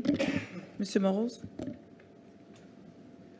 Si je peux me permettre, avant, vous devez voter pour le second projet. Il y a le dépôt de l'avis de motion, mais il y a un vote, donc il faudra un proposeur, un secrétaire. Donc je propose appui de Magda Popiane. Oui, Monsieur Morose. Merci. C'est à la page 25 de 160 que j'ai ma question à propos des interdictions de certains usages commerciaux à proximité d'une zone où l'habitation est autorisée. C'est le point 160.1 maintenant, où est-ce qu'un établissement ne peut pas être occupé par une des activités ou par un des usages suivants s'il possède un mur ou un plafond adjacent à un logement situé dans le même bâtiment ou dans un bâtiment adjacent.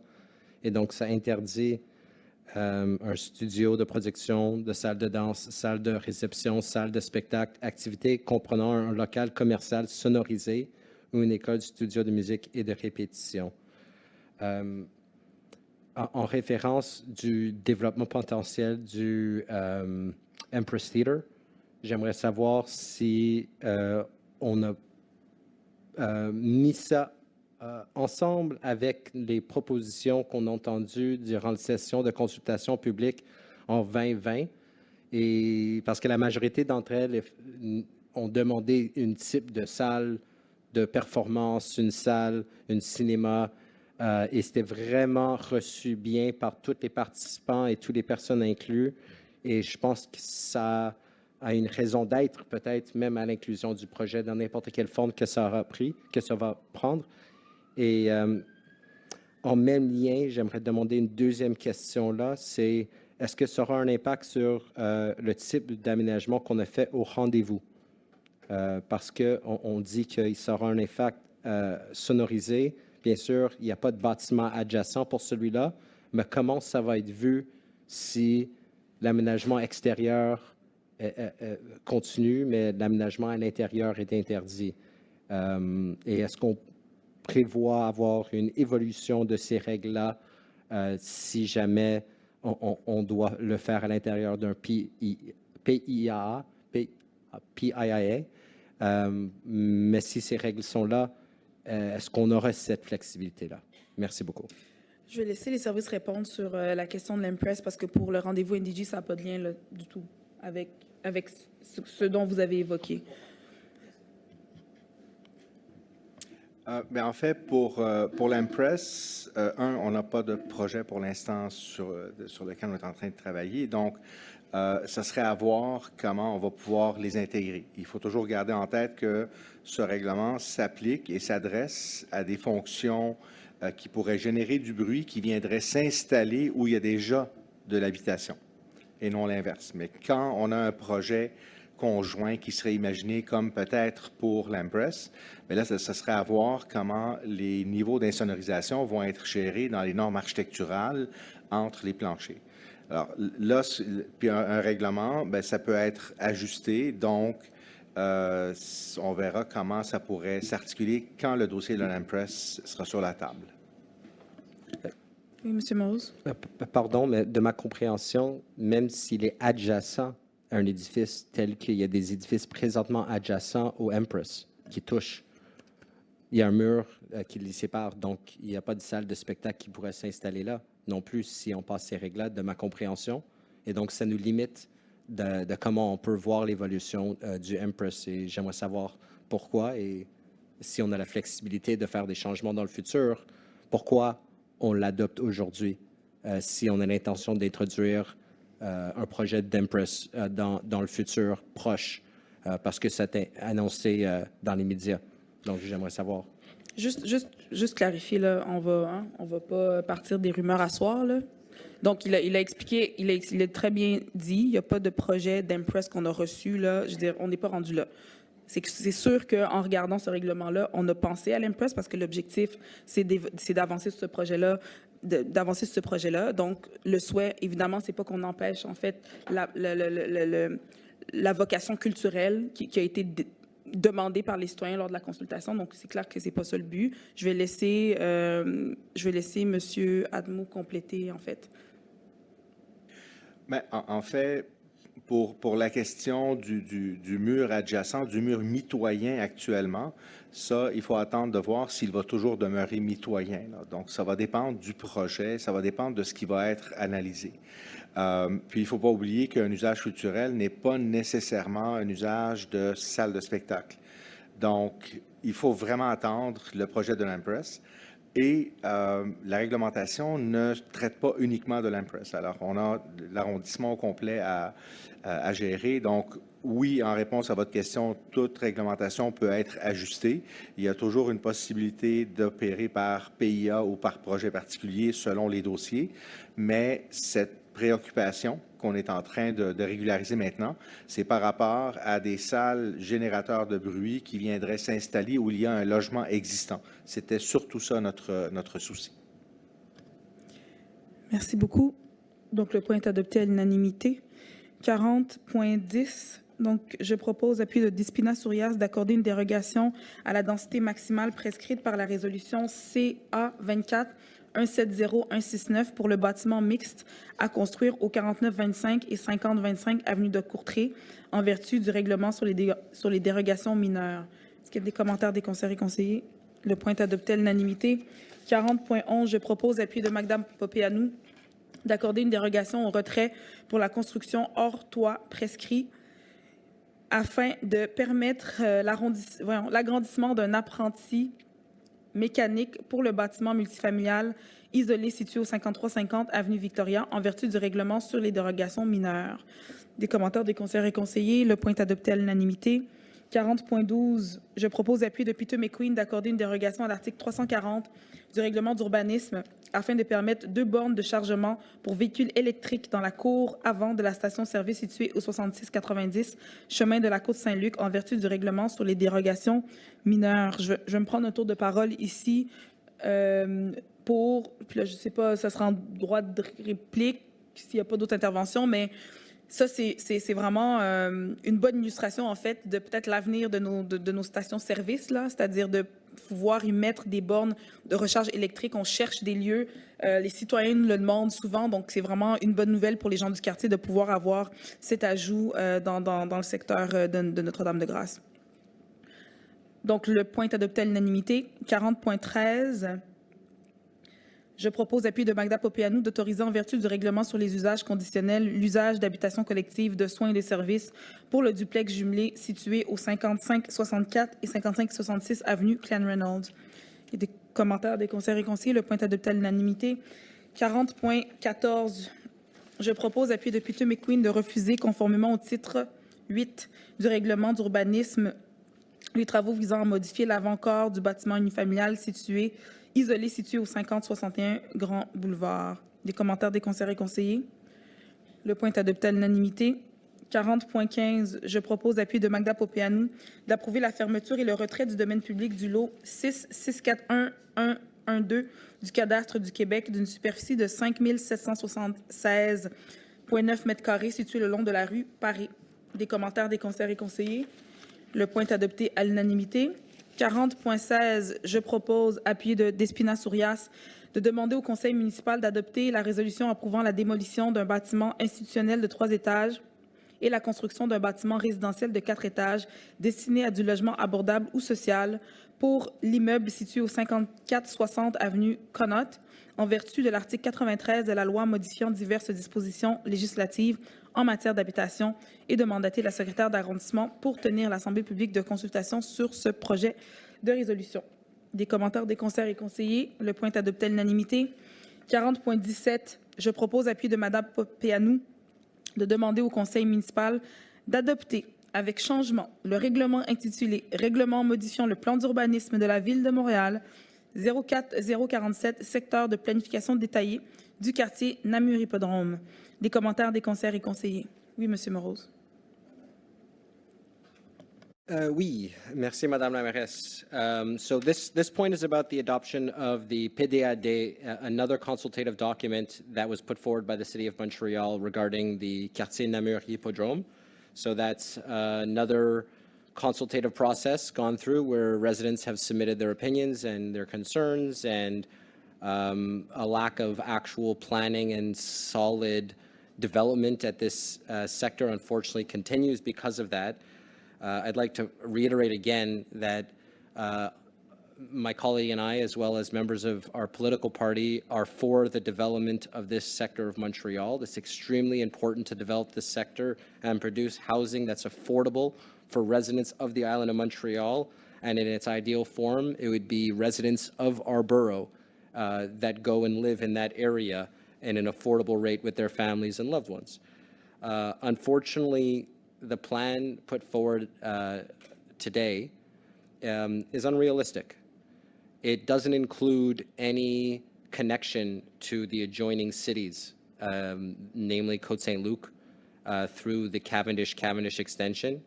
There's a lack of honest inclusion in it, even though the mayor, the current mayor, promised this in the last election to make priority Cavendish, and even submitted the plans to the BAP, which is the first step for any major infrastructure link. In Quebec, it's an environmental review. But then money has never been attributed to the BAP so that they can actually do those studies since March of 2022. It remains unfunded. Instead, they've continued to fund other projects, other consultative process, namely the PDAD we see here today, that does a few things well in its process, but ignores a lot of the major concerns brought forward by residents through this consultative process, namely what's going to happen at the corner of DeCarry and Jean Talon. Is the province going to fund a tramway before it finishes the blue line? No. Is it going to fund the entire expansion of the tramway line and start with the Quartier Namur Hippodrome? No. So what are we going to get at that corner? We don't know with this plan, and instead we get promises, more promises. One of the most important things that was brought forward through all the consultation process that was not prioritized is the crossing of Jean Talon. There are issues crossing Jean Talon. It is not a safe crossing. There's a lot of residents who have to cross it in the morning with their kids, and some kids have to cross by themselves. We don't have a crossing guard on Jean Talon. I think that would be a good first step on Victoria or on mountain sites or on DeCarry, where there's 40,000 cars that cross every day. I think it would be important to prioritize that. One of the major issues that was brought forward as well was a lack of security in front of Marché Newen. That is in the middle of Victoria and mountain sites. It's a long segment of street on Jean Talon West, and right in the middle, residents come through the triangle and walk across a street unguarded without a light every day, multiple times a day. It's terrifying. I've seen multiple people with my own eyes get hit by a car. Thank God they have all survived. I do not want to see someone die on Jean Talon crossing in an area they cross regularly. I think this issue has been brought forward to council, both in writing and emails to the mayor, but also people have come to express their concerns, and they've been reassured that through this process, I'm sorry, it's about safety. I'm allowed yelling. You can't censor me anytime you want. I'm allowed to yell if I want. And in this situation, I am yelling because people are unsafe on a street in my district. You have told them through this process that they will be reassured. And nowhere in this document prioritize the safe crossing of Jean Talon, specifically between mountain sites and Victoria. And I'm concerned for my residents' safety. And that's one of the major reasons I'm voting against this project. And I'm glad that my colleague is upset. I wish that she had funded the Chantier Salubrité since March of 2024 in Côte-des-Neiges.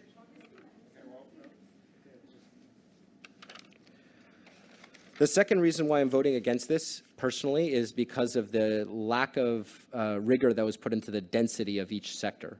So we received a huge written complaint, as well as the dialogue that's been going forth between the condo residents at 4329 and 4359 Jean Talon, who are on the north side of the street and are afraid of losing their valuable sightlines of the beautiful mountain we have. And it's just, they were promised originally that it would stay below 6 stories. So people bought assuming that they'd still have a sightline that they paid for. And now in the new consultative document that you put forward today, you're saying that it's going to be higher than that, which made people show up today and show up at the consultative process to say, what are you doing? And I don't have an answer for them, so I'm going to vote against this project. And I also think that there's a lack of seriousness taken into account on the density on the west side of DeCary. I personally, and I think that a majority of people agree with it, would like to see higher densities, higher buildings, more units in order for those units to be more affordable. Because if we give a developer a higher height, it means that each door costs less money for them to produce. So where we have the density and when we don't block the view of any resident, we should put it in the far west end of the area. And I don't really understand why it's not there in this program. And that shows that they didn't really go into depth about where the density should really belong, and instead put forward a document that's a working document, I believe. And I think we need a PPU, which is not a working document, that'll allow money to fund the steps in the right way. And if my colleagues don't have anything else to say after this, I'd like to call for a nominal vote in order to close the point. Merci beaucoup. On va absolument faire un vote nominal. Donc, je m'exprime en droit de réplique. Puis, je veux vraiment m'excuser pour toutes les personnes à la Ville de Montréal qui travaillent depuis des années sur ce projet, qui est le plus grand projet de développement immobilier au Québec, certainement, pour les 10 prochaines années. Je veux vraiment m'excuser, honnêtement, des propos de mon collègue qui dit que c'est un document de travail, qu'il n'y a pas de sérieux qui a été mis dans le développement de ce document-là. C'est, honnêtement, je manque de mots pour décrire à quel point ça n'a aucun bon sens de dire ça sur le projet qu'on développe aujourd'hui pour les équipes qui ont travaillé là-dessus depuis des décennies. Non seulement les équipes, mais les résidentes et résidents de Côte-des-Neiges-NDG, les organismes communautaires qui ont commencé la consultation, là, comme ça n'a aucun bon sens d'avoir les propos que tient mon collègue, et je m'excuse au nom du Conseil pour de tels propos. Ça ne veut pas dire qu'on ne peut pas discuter là-dessus, mais avoir de tels propos et jeter du revers de la main tout ce travail qui a été fait au cours des dernières décennies, c'est absolument inacceptable. Cela étant dit, je comprends que Ensemble Montréal va voter contre le plan de développement et d'aménagement du quartier d'Améry-Hippodrome. Un plan, je l'ai déjà dit, a été travaillé avec la communauté, a été travaillé avec les partenaires du privé, a été travaillé avec le municipal, le provincial, le fédéral. Puis que finalement, aujourd'hui, là, on est tous contents là, d'arriver avec ce plan d'aménagement puis cette vision, puis qu'on est en train de s'assurer que notre réglementation est alignée avec cette vision pour finalement être l'administration qui a été en mesure de débloquer d'Améry-Hippodrome. Moi, je me réjouis, puis c'est haut la main que je vais voter en faveur de ce projet-là, et je laisserai honnêtement mes collègues Ensemble Montréal se justifier auprès de la population pour les propos complètement out of this world, je veux dire. Ça n'a aucun bon sens, bref, pour les propos qu'il a tenus. On dit, on est en pleine crise du logement, puis j'entends souvent mes collègues se plaindre que, on est en crise du logement. Je reçois des centaines de courriels de personnes qui disent que leur logement est trop élevé. Il y a des gens dans la rue. Ça n'a pas de bon sens. On est en train de faire un projet où on va loger 40 000 personnes dans le secteur d'Améry-Hippodrome, dont 20 000 sur le secteur de l'Hippodrome. Ça, c'est des gens, c'est des familles qui vont pouvoir se loger. Puis on est en train de dire, on a tout fait. On a mis en place le galop qui est en train d'accélérer le développement du site de l'Hippodrome même, mais on n'attend pas la fin de leurs travaux. On va commencer à développer le secteur de l'Hippodrome parce que les gens en ont besoin. Puis je suis vraiment... Il faut savoir que mon collègue, Seigneur Rose, rit en ce moment de la discussion, à gorge déployée. il rit parce qu'on est en train de dire qu'on va développer du logement pour 40 000 personnes ici à Montréal. Moi, je trouve pas ça drôle. Moi, je pense que c'est une victoire. Puis c'est pas une victoire pour notre administration uniquement, c'est une victoire pour les centaines de citoyens qui se sont mobilisés sur ce projet-là au cours des dernières années. Les membres des organismes communautaires qui ont fait en sorte qu'aujourd'hui, on peut dire qu'on aura du logement, uniquement du logement hors marché sur le site de l'hippodrome. Ça, c'est du travail actif de nos organismes communautaires puis de la CDC Côte-des-Neiges notamment, autour de la table avec les différents partenaires qui a fait en sorte qu'on a pu arriver à ça. On parlait, mon collègue dit qu'il va voter contre le projet de développement immobilier le plus important au Québec dans les prochaines décennies parce que, selon lui, on n'a pas pensé à la traverse de Jean Talon. Écoutez, dans le plan d'aménagement, de développement et d'aménagement de la mairie Hippodrome, on a proposé un plan de mobilité. On a dit qu'on va faire la trame de rue de façon à pouvoir recevoir un tramway le temps que le gouvernement du Québec ou les gouvernements supérieurs puissent débloquer les fonds pour qu'on ait le montage financier. Ça veut dire qu'en attendant, on va pouvoir avoir un SRB, par exemple, qui va pouvoir passer sur cette trame de rue en attendant d'avoir un tramway, effectivement. Donc, nous, on n'est pas en attente que les gens nous donnent des permissions. On trouve des solutions entre-temps pour pouvoir desservir notre population, pour pouvoir densifier ce secteur-là, pour pouvoir s'assurer que les gens qui vont habiter dans ce secteur-là n'aient pas absolument besoin d'une voiture pour se déplacer. Donc, on va leur donner des options de transport en commun, on va leur donner des options de transport collectif, puis surtout, on va s'assurer que le quartier Namur Hippodrome ne soit pas simplement un dortoir. On va s'assurer que ce soit un milieu de vie complet, où les gens vont pouvoir recevoir des soins de santé, où il y aura des organismes communautaires, ils vont pouvoir faire du sport, ils vont pouvoir aller à l'école. On fait pas comme Ensemble Montréal le fait avec le Triangle. On développe un réel quartier de 15 minutes pour les gens, où les gens vont pouvoir avoir tous les services. Heureusement que ma collègue, Madame Magda Popianou, est arrivée sur le Conseil après pour rattraper les erreurs de mes collègues dans le Triangle, puis qu'aujourd'hui, on puisse voir une école, puis qu'on puisse enfin voir un parc. Parce que nous, c'est pas comme Ensemble Montréal qu'on développe les quartiers. On développe des quartiers complets pour les Montréalais, pas en priorisant les besoins des villes-centres autour qui ont absolument besoin d'une autoroute qui va traverser, comme Descaries traverse Côte-des-Neiges-NDG, ils veulent une autoroute, eux, qui va traverser le quartier de l'hippodrome. Si on était à l'époque où on a voté Descaries, je peux vous dire qu'Ensemble Montréal aurait voté pour avoir un Descaries. C'est pas notre cas. Nous, on développe des quartiers de façon intelligente pour les gens de Côte-des-Neiges-NDG, parce que les gens de Côte-des-Neiges-NDG en ont tellement donné.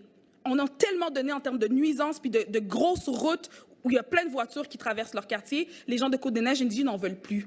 Donc, on va leur donner un quartier qui est apaisé. Comme les gens de Ville-Mont-Royal veulent une cité-jardin ou les gens de Côte-Saint-Luc veulent une diminution du transit, je les comprends tout à fait de défendre ça, mes collègues de ces villes-là, puis je veux dire que c'est la même chose pour les gens de Côte-des-Neiges. On veut un quartier apaisé. Donc, c'est clair qu'on pense à la traversée de Jean Talon et Descaries. C'est une des intersections les plus achalandées de notre métropole. C'est clair qu'on y pense. Quand on va recouvrir une partie de Jean Talon pour pouvoir traverser le métro Namur puis aller de l'autre côté, quand on va s'assurer de mettre justement du transport actif et du transport collectif pour Jean Talon, quand on va s'assurer justement de créer une rue pour que les gens puissent traverser de façon plus sécuritaire au niveau entre Jean Talon et Victoria, tout ça, c'est pour la sécurité. Puis honnêtement, en termes de sécurisation des déplacements des Montréalais, je pense vraiment qu'il n'y a plus de questions à se poser. Ensemble Montréal et Projet Montréal, qui a la sécurité des plus vulnérables à cœur?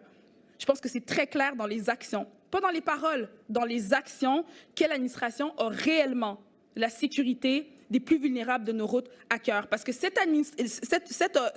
parti ici à ma gauche vote constamment contre des projets, par exemple, de sécurisation du transport actif. Ils se mobilisent même, ils sont capables de mobiliser là, puis d'aller sortir là, leurs anciens collègues qui ont fait 40 ans, qui ont fait 40 ans en politique municipale, puis d'organiser des sessions pour qu'on enlève des pistes cyclables à des endroits où on sait que les rues vont être plus larges, puis que ça va être difficile, ça va être plus dangereux pour les citoyens. C'est ça, Ensemble Montréal. Projet Montréal, on s'assure de planifier et de développer le Montréal des 100 prochaines années. Puis le Montréal des 100 prochaines années se reflète dans les choix qu'on a fait pour Namur Hippodrome, c'est-à-dire dans un secteur TOD où on a du transport collectif, où on a des métros comme Namur et de la Savane qui sont sous-utilisés, on s'assure de pouvoir densifier dans ce secteur-là. Puis densifier intelligemment, puis on entend les besoins des gens des condos rouges. C'est pour ça qu'on a fait des modifications dans ce qui est proposé aujourd'hui pour s'assurer de leur donner des vues également.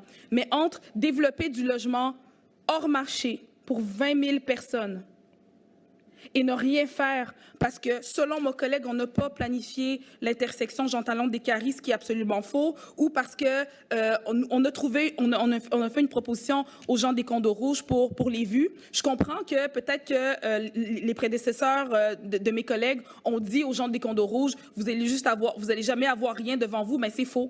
C'est faux. Je sais pas, c'est pas moi qui leur a dit ça. C'est faux. On doit développer le secteur Namur-Hippodrome. Puis, oui, ça va avoir un impact sur leur quotidien, mais on s'est assuré de leur dégager des vues. Donc, honnêtement, je peux juste parler pour mon administration. Je peux juste parler pour l'ensemble des services qui ont travaillé à la Ville-Centre puis à l'arrondissement et l'ensemble des membres de la communauté et tous les parlers de gouvernement qui ont bûché très fort pour être en mesure de livrer une vision claire pour le secteur Namur-Hippodrome afin que les promoteurs puissent enfin venir nous proposer des projets puis que les projets puissent sortir de terre. Pour cette raison, je vais demander le vote pour le plan de développement et d'aménagement de Namur-Hippodrome qu'on présente ce soir, ainsi que les modifications réglementaires. Donc, passons au vote. Passons au vote, s'il vous plaît. Donc, Despina Sourias. Je vote pour. Madame Popeanou. Avec tout le cœur pour. Monsieur McQueen. Pour. Madame Valenzuela. Monsieur Morose. Donc, le point est adopté à la majorité. On est au point 60.01. Donc, je dépose les rapports faisant état des décisions prises par tout le personnel dans l'exercice des pouvoirs qui leur sont délégués. C'est déposé. 65.01, c'est la motion présentée par l'opposition et je vais laisser Mme Stéphanie Valenzuela présenter la motion. Merci beaucoup, Madame la mairesse. Donc, tel que je l'avais déjà mentionné dans ma parole au début, cette motion concerne vraiment l'arrivée imminente du REM dans notre arrondissement. La station Canora, dans mon district spécifiquement, sera ouverte, on espère, automne 2025. Ça a déjà été retardé plusieurs fois. C'est une station qui va être extrêmement importante. Ça sera un pôle de mobilité majeur, non seulement pour notre arrondissement, mais pour tous ceux et celles qui utiliseront le REM. Donc, dans cette motion, vraiment, il y a plusieurs attendus, mais la résolution est vraiment importante et je vais le lire. Que l'arrondissement de Côte-des-Neiges-Notre-Dame-de-Grâce se dote d'un plan de circulation dans le secteur de la future station Canora du réseau express métropolitain avant l'ouverture de celle-ci prévue pour l'automne 2025, que ce plan de circulation comprenne une stratégie de mitigation des impacts que causera le nouvel afflux d'usagers, quel que soit leur mode de transport, que ce plan de circulation soit présenté aux résidents afin qu'ils soient bien informés de ce qui s'en vient dans leur quartier et qu'ils puissent poser leurs questions. Donc, dans les 3 dernières années que je suis ici comme conseillère de ville, j'ai eu l'opportunité d'avoir une présentation par rapport aux aménagements de la station même. Mais j'ai jamais pu avoir une confirmation par rapport aux changements sur certaines rues. Est-ce qu'il y aura des rues qui seront changées à unidirectionnelles? Est-ce qu'il y aura des mesures mises en place spécifiquement dans certaines intersections? Et comme je l'avais déjà mentionné dans mon mot au début, c'est vraiment important de noter que par le passé, les fermetures temporaires comme celle du chemin Dunkirk, qui est en ce moment fermé, a donné vraiment des effets positifs, mais à double tranchant. Une réduction de la circulation sur certaines rues, comme Kirkfield, qui est juste à côté du parc Dunkirk, mais une augmentation marquée sur d'autres rues comme de Dieppe, parce que l'utilisation des automobilistes passe par Laird. Créant des points vraiment de danger supplémentaires, notamment à l'intersection de l'avenue Glencoe. Puis vraiment, ces réalités montrent qu'une planification proactive et qui est bien communiquée aux résidents vont non seulement créer vraiment un sentiment de sécurité dans le secteur pour les jeunes qui vont à l'école en marchant, pour les jeunes et les familles qui vont dans le parc qui est juste à côté de la station, mais aussi pour les cyclistes en ce moment qui passent par le secteur et aussi l'augmentation sûrement d'usagers qui vont prendre l'autobus aussi sur Jean-Talon. Donc vraiment, le plan est important à mettre en place, puis aussi à partager avec les résidents, comme ça a été le cas dans d'autres changements de mobilité dans l'arrondissement. Donc, j'espère qu'on va pouvoir adopter à l'unanimité ce plan que je crois est pas partisan du tout et vraiment une mesure mise en place pour le bien-être des résidents, non seulement de Darlington, mais de Côte-des-Neiges en général. Merci. Merci beaucoup. Donc, écoutez, j'entends en fait là, dans la motion les propositions de ma collègue, puis certainement qu'elle fait les propositions parce qu'elle a fait, en fait, elle fait ces propositions-là parce que pour elle, ça avance pas aussi vite qu'elle aurait souhaité. Puis je pense que je la rejoins là-dessus, c'est-à-dire le REM a été repoussé plusieurs fois. Et puis nous aussi, ça fait un moment qu'on attend en fait d'avoir un réaménagement de la mobilité dans ce secteur-là, avec tous les changements qui arrivent. Toutefois, en fait, ce qui est mis dans la motion, dans les recommandations, ben, c'est exactement ce que fait toujours les services, c'est-à-dire que l'arrondissement se dote d'un plan de circulation dans le secteur de la future station. Je veux dire, c'est sûr que nos services, à partir du moment où on aura qu'on aura comme une idée de l'arrivée du REM, on est en train de planifier avec la Ville-Centre les besoins de mobilité dans le secteur. Ensuite, que ce plan de circulation comprenne une stratégie de mitigation des impacts qui causera le nouvel afflux d'usagers. J'entends en fait ce que vous avez ce que ma collègue a décrit, notamment pour le secteur de l'Ilemont, puis c'est pas la première fois qu'on nous en parle. Elle nous en a parlé aussi au cours des dernières années. C'est clair qu'on va prendre, je veux dire, on note, puis va falloir prendre en compte en fait l'augmentation potentielle de la circulation dans le secteur, quoique c'est beaucoup du transport collectif qui va s'en venir là. Donc, on espère que les gens vont pouvoir changer, en fait, faire un transfert modal. Et puis que le plan de circulation soit présenté aux résidents. Ben oui, en effet, c'est sûr que ça va être présenté aux résidents. Donc, tout ça pour dire qu'on n'a pas besoin de la motion de l'opposition, en fait, pour faire ce qu'on fait déjà. Donc, nous, on va voter contre cette motion. Ce que je dois vous expliquer, par contre, c'est ceci. C'est-à-dire, c'est intéressant de voir que dans la description de la motion de ma collègue, en fait, je pense qu'elle a été en mesure de décrire en fait certains enjeux que vivent les gens dans le secteur Glenmont. Toutefois, moi, c'est important pour moi d'aussi soulever en fait les enjeux que vivent les gens dans le secteur à l'extérieur de Glenmont, c'est-à-dire les gens notamment entre Jean Talon et Van Horn, parce que c'est pas des gens auxquels ma collègue a fait référence dans sa motion. Dans ce secteur-là, on a eu 66 collisions depuis 2017.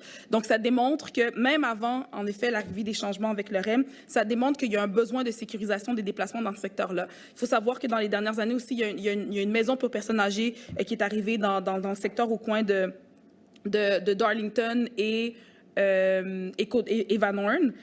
Donc, il y a aussi beaucoup d'étudiants dans le secteur, il y a beaucoup de familles dans le secteur. Donc, c'est important de s'assurer de sécuriser les déplacements dans ce secteur-là. En plus aussi de pouvoir apaiser dans le secteur Glenmont. Mais comme ma collègue en a pas parlé, c'est important pour moi aussi de parler des gens de ce secteur-là qui ont peut-être été oubliés dans la motion de ma collègue. Au final, ce que je veux dire, c'est que dans les prochaines semaines, ce que les services vont faire, notamment avec le SUM, c'est justement aller relever en fait les besoins des résidents dans le secteur. Puis c'est sûr que ma collègue, quand elle a écrit ça, elle n'était pas au courant, mais ils vont aller relever les besoins, un peu comme on a fait pour l'intersection d'Écarie, de Maisonneuve et puis Upper Lachine, c'est-à-dire on va relever les besoins des grands générateurs de déplacement dans le secteur, on va relever les besoins des commerçants, par exemple, pour être en mesure de faire un plan de mobilité qui se tienne et qui réponde aux besoins de la population. Donc, c'est cette étape-là préliminaire qu'il faut faire avant de présenter un projet en bonne et due forme à la population, puis ça s'en vient très bientôt. Donc, pour toutes ces raisons-là, parce que c'est des choses qu'on fait déjà, donc c'est comme si on me demandait on faisait une motion pour me demander de ramasser les poubelles, bien c'est ça qu'on fait, en fait. Donc, pour moi, c'est pas nécessaire d'adopter cette motion-là, mais c'est important pour moi de souligner l'ensemble des besoins que nous, on perçoit, en fait, dans le secteur, puis dire qu'on est en train de travailler avec nos différents collaborateurs pour, en effet, s'arrimer, notamment avec l'arrivée du REM, puis le changement, en fait, des patterns, excusez-moi l'anglicisme, de mobilité et de déplacement dans le secteur. Donc, pour ces raisons-là, mes collègues et moi allons voter contre votre motion. Merci, Madame la mairesse. En droit de réplique, donc, j'aimerais aborder les points que vous avez amenés au niveau de la motion. Premièrement, au niveau de la motion, oui, je dois avouer que je n'ai pas inclus les autres rues de l'autre côté de Jean Talon, mais j'ai clairement indiqué qu'il y aurait des changements au niveau de le rêve et des pistes cyclables qui vont être ajoutées sur Wilderton puis sur Darlington, ce qui implique qu'il y a un besoin d'évaluer tout le secteur de Darlington qui aura tous ces changements-là. So the security of all my residents, whether it's on the Glenmount side or on the side that I live in, is extremely important. Whether you're a cyclist, whether you're a pedestrian, whether you're an automobilist, it doesn't matter. Security for me is extremely important, and that's why this motion was extremely important for me to present. The second aspect that I would like to touch upon is the mayor just said that maybe it's because I don't know it. You're right. I don't know anything that's happening in my district, which brings about the other aspect of what I had mentioned earlier in this evening. When I ask questions about my district, I rarely get an answer. So in good faith, I brought in a motion that you say you're going to be doing anyways. So si vous allez le faire de toute manière, qu'est-ce qui vous arrête de simplement appuyer une motion que vous allez faire de toute manière? C'est une manière de vous rendre imputable sur ce que vous dites que vous allez faire. Et à ce moment-ci, je ne comprends pas pourquoi, si vous dites très haut et fort que vous allez le faire de toute manière, donc pourquoi voter contre la motion? Je ne comprends pas. Ce n'est pas une motion partisane, c'est une motion pour le bien-être de nos résidents. C'est une motion qui assure la présentation des mesures qui vont sécuriser le secteur, qui vont sécuriser les déplacements de tous ceux et celles qui vivent et qui transitent dans l'arrondissement. So, for me, I understand that maybe you will be doing the things that are in my motion, and I'm happy that I brought the motion so that publicly, loudly, and clearly, you're sharing with my residents that you'll be doing it. So even if you vote against the motion, I will hold you accountable for the things that you're saying you'll be doing before autumn 2025. And I will continue to ask the questions privately and publicly with regards to the plan that needs to be put in place for my residents. And all Montrealers that will be passing by this section that is going through enormous phases of construction right now. And I think that my residents deserve to know at least what this administration is doing to ensure that their questions and preoccupations are heard. Donc, merci beaucoup. Et c'est décevant que vous votez contre la motion qui est non partisane et qui est importante pour les résidents de Darlington et de Côte-des-Neiges-Notre-Dame-de-Grâce. Merci. Merci. Donc, la motion est rejetée. En 70.01, je dépose le plan 2024-2027 pour l'équité. Madame Katawa, il faudrait passer au vote pour la motion. Ah, OK. Idéalement, pour qu'on puisse le consigner dans le procès verbal. Parfait. Donc, on va procéder au vote. Donc, Madame Sourias? Contre. Madame Popianou? Contre. Monsieur McQueen? Contre. Madame Valenzuela? Monsieur Morose? Donc, le vote est rejeté. La motion est rejetée, pardon. Donc, 70.01, donc je dépose le plan 2024-2027 pour l'équité, la diversité et l'inclusion en emploi de l'arrondissement de Côte-des-Neiges-Notre-Dame-de-Grâce. Je sais, c'est le dernier point, mais c'est important pour moi de m'exprimer sur ce point. C'est un plan qui a été travaillé par les services des ressources humaines de l'arrondissement, mais pas que, avec des employés de l'ensemble des services, où on a un comité équité, diversité, inclusion qui ont pensé les actions qui sont mises en place à l'intérieur de notre arrondissement pour s'assurer que toute personne se sente inclue, peu importe son origine, peu importe ses capacités finalement, se sentent inclus ici dans l'arrondissement, puis se sentent bienvenus finalement pour travailler avec nous et servir les résidents de Côte-des-Neiges-Notre-Dame-de-Grâce. Donc c'est la première fois qu'on se dote de ce plan-là et je veux vraiment remercier l'ensemble des équipes, notamment des services des ressources humaines, mais aussi l'ensemble des membres du comité EDI pour le plan qui a été proposé. C'est aussi un plan qui a été travaillé avec le bureau de la commissaire à la lutte au racisme et aux discriminations systémiques. C'est une démarche qui est offerte par le bureau de la commissaire à notre arrondissement, mais aussi à plusieurs autres arrondissements. Donc, je suis contente qu'on ait pu emboîter le pas. Donc, à toutes les personnes qui ont contribué à ce plan, je vous remercie, puis on va suivre ensemble l'évolution et les résultats de ce plan-là. Donc, merci beaucoup à vos équipes, Madame Godreau. Donc, là-dessus, il est 23h26. Et je déclare qu'on a épuisé les sujets à l'ordre du jour. Je vous remercie, je vous souhaite de joyeuses fêtes et on se revoit au mois de février. Merci.